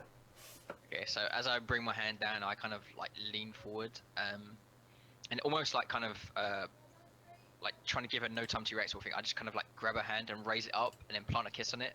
And I say, you know, like greetings. My name is Law. You might have heard of me actually. I'm the son of Lord Silverhand. And she looks at the ring. She doesn't recognize you, but she looks at the ring, and with your announcement, she goes, "My apologies, Master Lore. I did not." And she's kind of fumbling around. You know, I didn't recognize you. I wasn't aware that you were coming. You know, all I these. try my best. I try my best to calm her down. I'm like, well, like there's no need to get flustered. Like it's like you don't have to concern. Like this is you don't have to worry about formalities and you know like try not to worry. Like I'm not here to you know like get you in trouble or you know like, call you out on proper respect. And she looks a little bit more calm at that, and kind of gathers herself a little bit, and she curtsies a little bit and says, "What can I do for you, Master?" Is the that you have to forgive me. I don't know if I ever gave him a name. The Majordomo. I'll make one up. I'm so bad with names. I always like Bob. I can't. Curious. Here's apparently a interesting elf name, Elhice, Elhice. Elhas. Yeah, that sounds good. Elhas. And for reference as well, like in this story, like I had him as quite like a very old elf, like a very like for elves, obviously, like you know they don't really show So their age too much. he's pushing his second millennia or something? Yeah, he's like. Oh no, wait. Elves in D&D are several hundred years, so Yeah, 700 he's is like. pushing his 6th century. Yeah, so you would look at him and you like. Any elf would be like that guy looks like he's going on about 600, 700. Like he's old. Like he's been around a long ass time. And I would say I'll just kind of like lean in and like just not trying to make too much like I don't want to like draw too much attention. Like, I would certainly don't want to like attract the attention of too many other servants or maids or you know I can't just lean in like is Elheis around? I would like to have a conversation with her if possible. And she says, yes, he is here. Wouldn't you be more comfortable being properly announced at the front door? And she's kind of looking around at the side door and thinking that this is just not the right spot for you to be. Perhaps in the eyes of most, yes, but I think I don't know if I wish for my father to know that I'm here quite yet. I'm sure that me coming in through this entrance might annoy him even further, but I wish to see how things are first and foremost before I see him. So She looks a little confused, but of course you I have my reasons. you are Master Lore, so it's not like her to question you. So she ushers you in. Of course, forgive my feeling or my manners, and asks you in, and off she goes to find Elheis. You see servants kind of milling about and doing their thing. Elheis, an older gentleman, but is he? Has the years been kind to him, or is this a Alfred kind of older, Alfred the butler kind of older guy, or is this guy who's just kind of hanging on to his last years, bent over and No, no, stooped? it's definitely more of an Alfred, but because obviously elves don't really grow facial hair, I would say like like he's got a lot like long silver hair, very like the skin, because even up until about like 600-700 elves, they don't really get wrinkles, so they still look really young, even that old. But just for like aesthetic sake, I would kind of like it if it's quite obvious that that his skin and complexion, it's wearing a little bit and it's showing Yeah. signs It's not of age. wrinkly, but he's looking more drawn. Yeah. Yeah. You can see it. You can see it in his eyes more than anything else. And let's face it, he's lived 600 years, probably in the north most of that time. He has seen some shit. Yeah. The actually the inspiration for him actually was kind of like an Alfred character, where he's very elegant, very well spoken, very dutiful, and very kind of he's the kind of the perfect He like is the description Alfred of to a your butler. Bruce Wayne. Yeah. Yeah, but he's at the same time, maybe he's a secret badass. You don't know. Like, you might get the feeling. In his younger years, he might have been an adventurer before he settled down. Yeah, So definitely. I'm seeing a little bit of like an Elrond without the haughtiness and holier than thou kind of attitude that Elrond carries in Lord of the Rings and such. That's funny because I never got that part from Elrond. Elrond was mostly wise. He knew what he was talking about, and he'd lived long enough to be disappointed a lot. Yeah, maybe that was it. Maybe he was just Because he really wanted Aragorn to, rise up and take that mantle. He was mostly, I think, just distraught that he wouldn't. He wouldn't actually. The only thing I can think of is a very crude expression: "Shit or get off the pot." I was thinking for Elrond, it was a case of like, look, I'm too tired, I'm too old, I don't want to be dealing with Middle-earth anymore. Let someone else take the mantle and deal with this shit, Yeah. and let me Yeah. get out of Even it. you did see him at that, like in the precursor bit. They did show Elrond at the battle with Sauron the first time around. Yeah, I think it was the second He's age. already done everything and more to try and keep the world safe. He's tired. Mhm. Well, Elheis comes around the corner, as elegant and as you remember, wide-eyed and surprised. Drops a little bit of the formal front that he keeps up as part of his job, to see you back so many years, and as warm as an embrace elves give to one another, he gives you as much of a warm welcoming as possible. And so, Yeah, I definitely reciprocate it, and like maybe even like like like holding on to me a little bit longer, maybe like until he's like pushing me off, sort of thing. Like, like calm down, alright, like like don't get like try not like for him, I suppose like he wouldn't want us to make a scene or make look like because he's got a reputation to protect amongst the other servants. Seth, if I can borrow a stereotype for people from your country, remember, we're British. Exactly.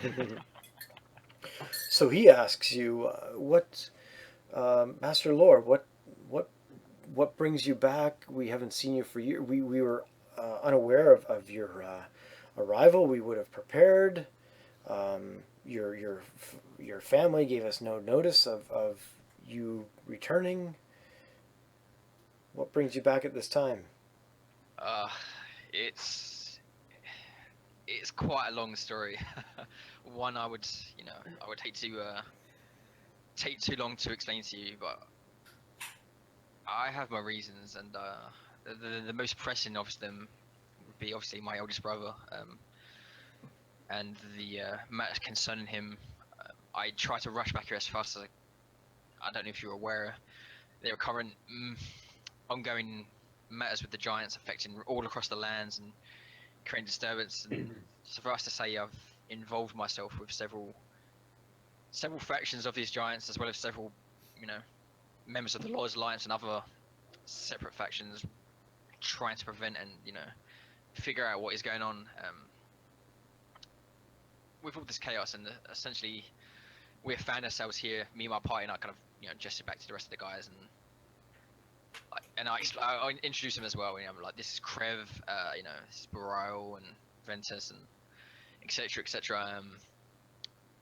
And give him a little brief rundown and like, look, we the main reason I'm here is obviously my brother and what is going on with him. And I would have announced myself and did things through the proper channels as I should have, but I'm a little bit anxious and I don't know how my father views me right now, and I don't want to disappoint him, and I don't want to. I promised him before I left that I would return a mighty warrior, and perhaps not as mighty as I wish to be right now, and I would hate to. When I do meet him, I want him to be proud, and I want him to see that I've accomplished what I said I would, and I don't know if I'm quite at that point yet, but I'm hoping to get there. But until that time, I really would like to figure out what is going on with my brother, and if I can aid and help in this cause, I really want to find out what's going on and sort this out. And he looks at you sympathetically and a little bit torn between you and your wishes and his job, his duties to your father. But he understands and says if it is your, and he also knows a little bit of your struggle with the family. Yeah. And so he says if it is your choice when to reveal yourself to your family and such, although even like the word may get around now that you've come to the house, and he's kind of indicating some of the servants and such. Where's the best? So I get the sense out of game you want to kind of keep this hush hush from your dad right now. Is that correct, Seth? Like Lore wants to kind of keep it hush hush from his dad. Yeah, that's what he's trying to get. Like, he doesn't want to make a scene. He doesn't want to, like I mentioned before. Like, it's for Lore to come back. It was the disagreement we've had with his father wanted him to, and for the rest of the guys as well. It's Lore's father wanted him to basically carry on and become a powerful wizard, like not a powerful wizard, but study the arcane arts, and essentially, like both of his other siblings, every elf in that generation, and before his father as well, it was a case of every elf in this line has been a powerful arcane user of some description, and quite notable as well, and quite respected. And for Lore to be like, look, I don't want to do that. I don't have magical talents like the rest of you. I want to be a knight. I want to be a hero. I like using swords, and I like fighting and knighthood and everything that comes with it, like chivalry. I like that kind of stuff, and that's what I want to pursue. And his father was like, look, that doesn't gel well with me. It's not in our family image. Yeah, that's beneath you. What are you talking about? Yeah. And so when Law was like, look, I want to do this. I'm going to go do this. His father was like, look, if you want to keep the Silverhand name, I will let you do this, but you must prove to me, and you must come back, and you must show that you are exceptionally talented as a knight. And if you can't do that, then it's either you drop the name altogether, and then basically it's if you don't prove to me that you could be a really good warrior, I'm going to disown you. Yeah, because either you become a really good warrior and do a name, like you do the family name justice by being a good warrior in your own right, or you become a middling warrior or a disappointing warrior, and I disown you because it's not going to look good for me. It's essentially what happens. I have this flashback to Laura's childhood, talking to his father, saying, but I don't want to converse with people. I want to rush in and just stab them with my sword. If I ever see a goblin, I'm just going to cut it down, no matter how small and whimpering it is. Oh man, you're never going to let me let that go, are you? That goblin was the whole key to Lost Mines. You guys could be rich by now, but no, you killed the goblin. I can't believe I fucked that up. I can. Actually, I think I've told you that goblin had very like there was some stuff you could learn from him, but not stuff that you didn't learn elsewhere, other ways, anyways. Um, so what's this guy's name again? L something or other. Um, El Heis. El Heis. El Heis says, is there some place that you wish to go and talk privately? How can I best serve you as you want to be served? Ooh. And he looks over at Bryle. I say we could, if you have a room or a couple of rooms, down here that we can, just maybe chat in or spend some time in, and maybe I wouldn't say stay the night because I wouldn't want to put you out. I know obviously like if we did that, my father would immediately become aware. Mhm. But I would like to just discuss things, the ongoing investigation or matter with my older brother. And Mhm. like I said, I want to help out there. So if you have any leads, anything, as well as what that's happened to him, because I'm only going, and I would explain to him obviously what I knew coming into this, and if there's been any revelations since then, and I just want to help out with that kind of subject for now, and then kind of go my way afterwards. But Yeah. I'm eager to help my brother out, and obviously. And as a side note, I will mention to him, like if there's anything I can help you with, like is there anything that my father needs doing, or just kind of get a sense of what's going on with my father and the rest of the family and all that kind of stuff. Mhm. He ushers you off into a side room. The rest of the party. He takes a moment. He kind of gets you into the room, and then he takes a moment to gather a couple of the nearby staff and servants, including the young woman that opened the door, and you can overhear him explaining to them that Lord Silverhand is not to know that Master Lore has returned to Silverymoon or the house until Master Lore decides it is the right time. And as you will know, that El Haisa holds that level of authority over these Respect, people that yeah. that you've Whether got. from respect or fear, but he has the authority. Yeah. I would say like he's definitely one of those guys, like the he has that very kind of like instructor mentor, like that very stern, like if he like say, let's say like a mage or something was polishing the side, like he was standing behind them with like dagger eyes, like not dagger eyes, but eagle eye. You missed a spot right here. Do it properly. Don't rub like this. Rub it like this in clockwise. Like he's one of those guys. Like he's a perfectionist, and like if he sees anyone out of line, he won't hesitate to like criticize them and call them out on it. So, So have you watched Downton Abbey? A exactly. little bit. Yeah, because you're reminding me of the butler. Like, yeah. Yeah. So you have a pretty high degree of confidence that this information will not go further. For the fact that you're here will not go further than that. Although nothing is 100% certain. You never know what might slip or Yeah. but he's done his best to try to nip that in the bud. Closes the door and says, "What I can tell you of your brother is a few months ago. As you know, the Evermoors is a dangerous area, and we patrol and the Knights of Silverymoon patrol up to Zymorn Hall and further north and patrol the borders of Evermoors. If we can avoid going into it, we do, but at the same time, if we need to deal with any of the creatures beyond the borders, then we do. A couple months ago, we were getting reports from travelers on the road and travelers along the river and such that there were strange and loud sounds emanating from the Evermoors. That it would seem that you could hear it from miles away. This was not a small localized thing. That if you happen to be passing at the right spot, you would hear something like a wolf howling in the distance or something like this. This was much louder and bigger, and that attacks became more brazen. We heard rumors of the Zentarum taking over towns to the far side of the Evermoors. The town leaders were not sure how these things were connected, if at all. and it was decided to send a party of the guard, of which your brother is part of, into the Evermoors to investigate what was going on, and that was many months ago, and he nor the party has returned.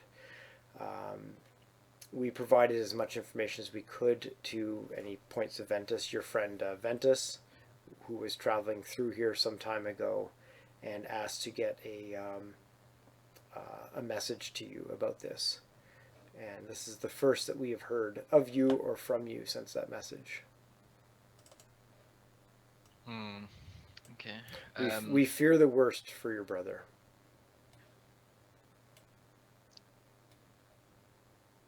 And there's obviously been no word, nothing like any attempt. Like, has there been any attempts to like scry on him and find him, or? There have been we've attempted some magical means, or the town has attempted some magical means to find him, but all attempts were thwarted. Either he is unreachable, and then he kind of lowers his voice, no longer with us, or there is something even far greater stopping the town from finding him. The town leaders. Like the whole time you're saying this, and like Law's like he's not really speaking much. He's just kind of like he has that kind of thing, you know. You just kind of like look down at the ground and you're listening kind of intently, and he's just like nodding his head, like taking it all in and trying to process it and decide where to go from here. Mm-hmm. He also fills you in, Silverymoon being such a big part of the Lord's Alliance, especially on the eastern or northeastern part of Faerun. He will fill you in.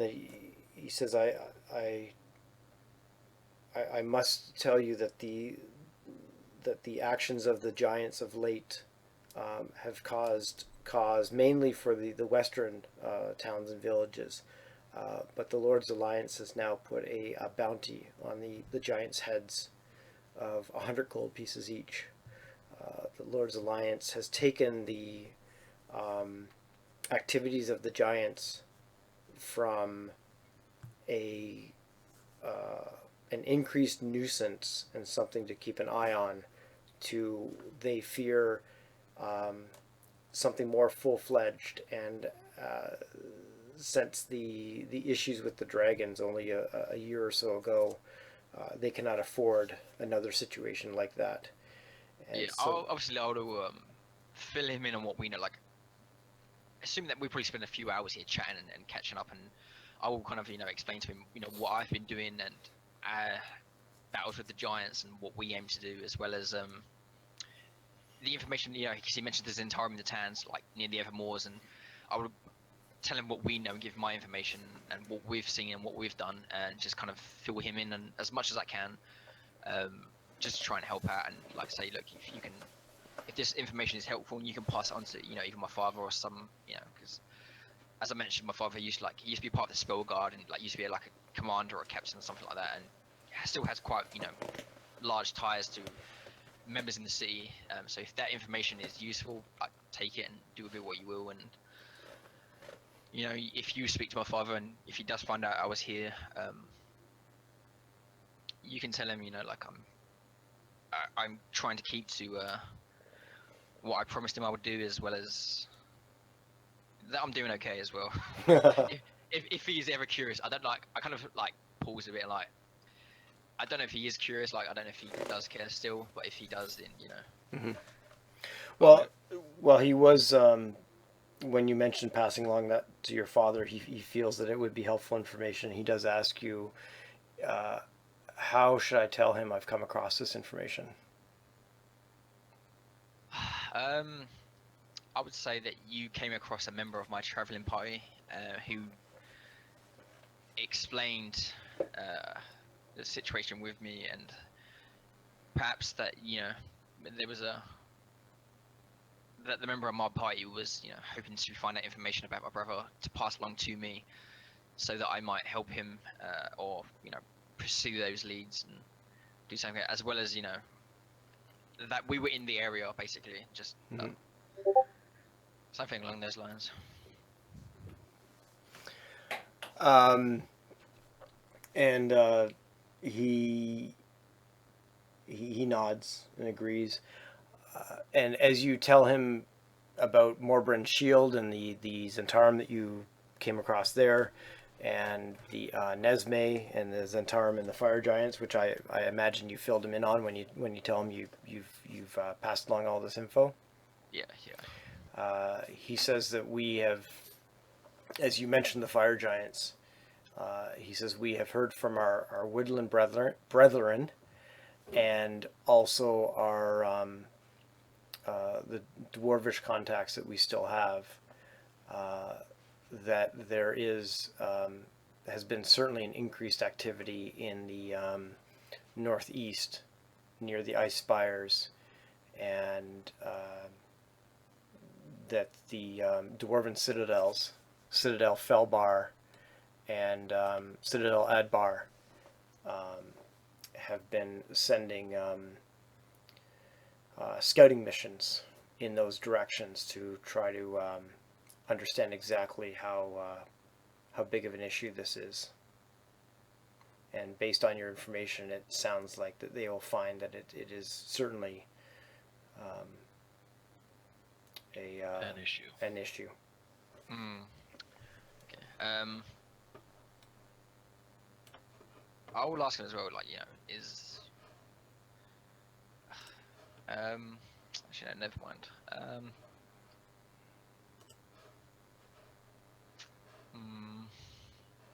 Assuming that's all, I will just I will ask him if he has if he has any questions for me, and if there's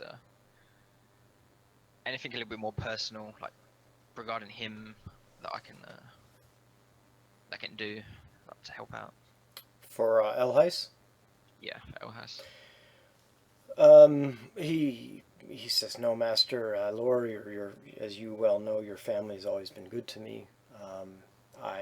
There is nothing I need, nor want, nor require.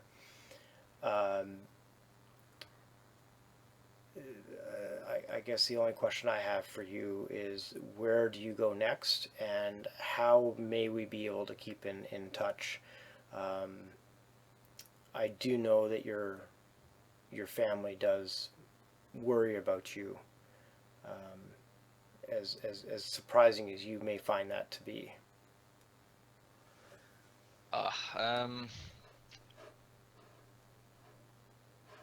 I will try and stay in contact.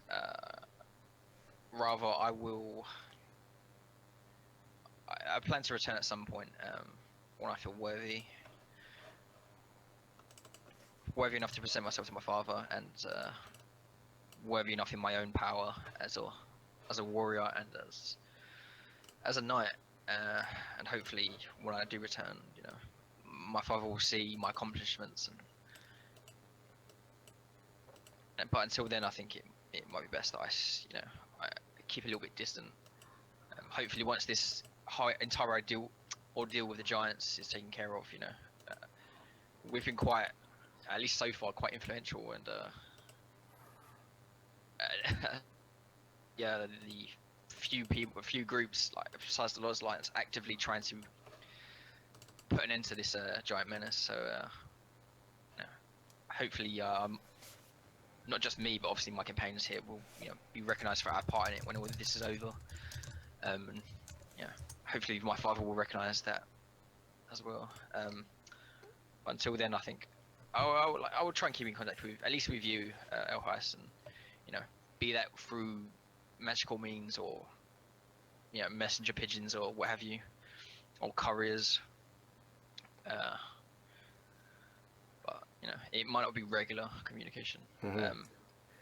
But I think for now, I would like to, like I said, I want to try and pick up on this lead on my brother and the Evermores, and I want to find out what's happened to him, and assuming that I do, if I find out anything, I'll relay it as soon as possible to you.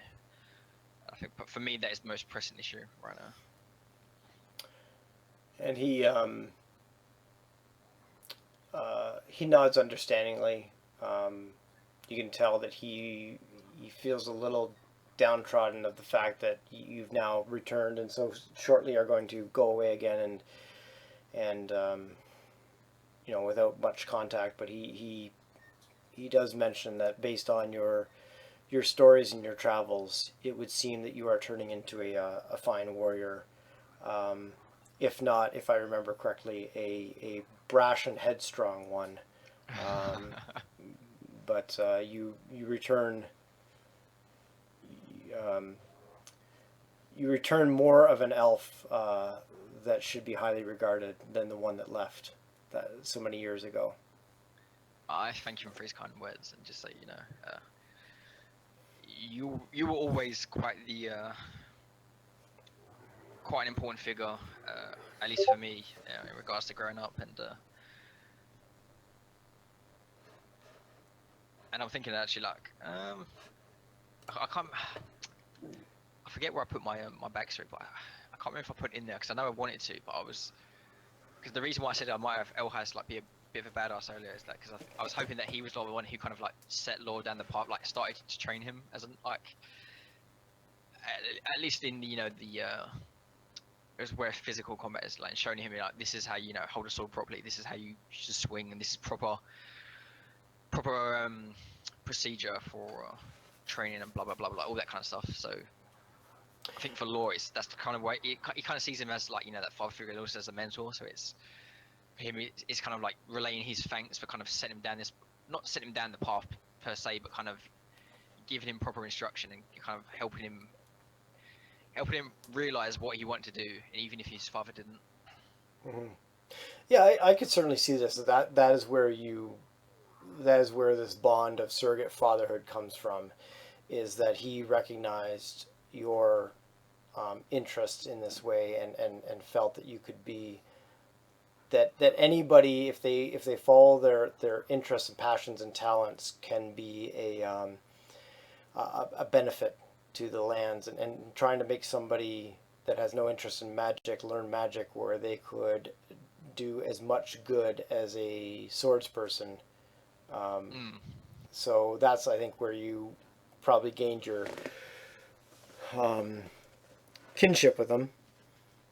And if he didn't train you directly, maybe, not maybe, he would have the contacts in Silverymoon to get the right people, at least enough to get you off of entering. Yeah, because I think the initial thing was like Law. He aspired to be one of the knights in silver or knights of silver, or what? Because like he grew, like he had so many stories of them growing up, and he always thought, maybe as a kid, he was like, oh, the armor looks cool, and all this. Like he aspired to be one of those, and his father was like, look, that's a knight of that caliber. While it's quite well with respect and procedure, it's not on the level of our family. Like you'd have to be a lot more than that to do me proud, basically. Mm-hmm. Which is why he didn't just stay here and remain as he didn't just become a knight in silver. He just he set out on his adventures. And I remember, and I think in the very, very first episode of Lost Minds, we actually had my major domo actually kind of take me to the place where we set out from. Yes, I didn't make the connection that would, but I remember that you basically, as it were, showed up in a limo, and the butler got out and got your suitcases out of the trunk and, yeah, plopped them down and announced your arrival to everybody. Yeah, so that would have been him. I would imagine. Yeah, definitely. Yeah. It all comes full circle. Just one little thing, like I would have mentioned as well, like as we were walking, like as he had kind of brought us in, and he was like, hey, as Alehouse was like, hey, let's go and talk in this room, away from like pioneers and stuff like that. Mm-hmm. As we were walking there, like away from, out of earshot of Krev and the rest of the group, like Law would have like leaned in a little bit and just kind of like commented like, oh, that new maid, quite pretty, yeah, quite young and pretty. She new here. How long has she been here? I don't recognise her. Morale shakes his head. And I've recognised all the maids in this place. I thought he said he was doing this out of eyeshot or earshot from. Very intentionally out of earshot, yeah. Yeah. Oh, out of earshot. Okay. Yeah. Sorry, out of earshot from who? Just like Krev and the rest of the Oh, group. okay. He doesn't want them to give him. Yeah. You know, But you're mentioning that to Elheis? yeah, because like as you might expect, Law probably had that reputation growing up within this place of Yeah. He has probably tried to chat up and or bed all of the female servants. At least most of them. Yeah. To various Elheis degrees of success. would have given you a knowing look and a little bit of a corrective glance and said yeah, she's only been in the employ for the past half year or so, and would also add to that, um, please don't get any of your ideas, Master Lore. That's kind of the response I was hoping for. That kind of look. You stay away from her. Leave her alone. I should have made him. I should have made her the Major Dormo's niece or something like that.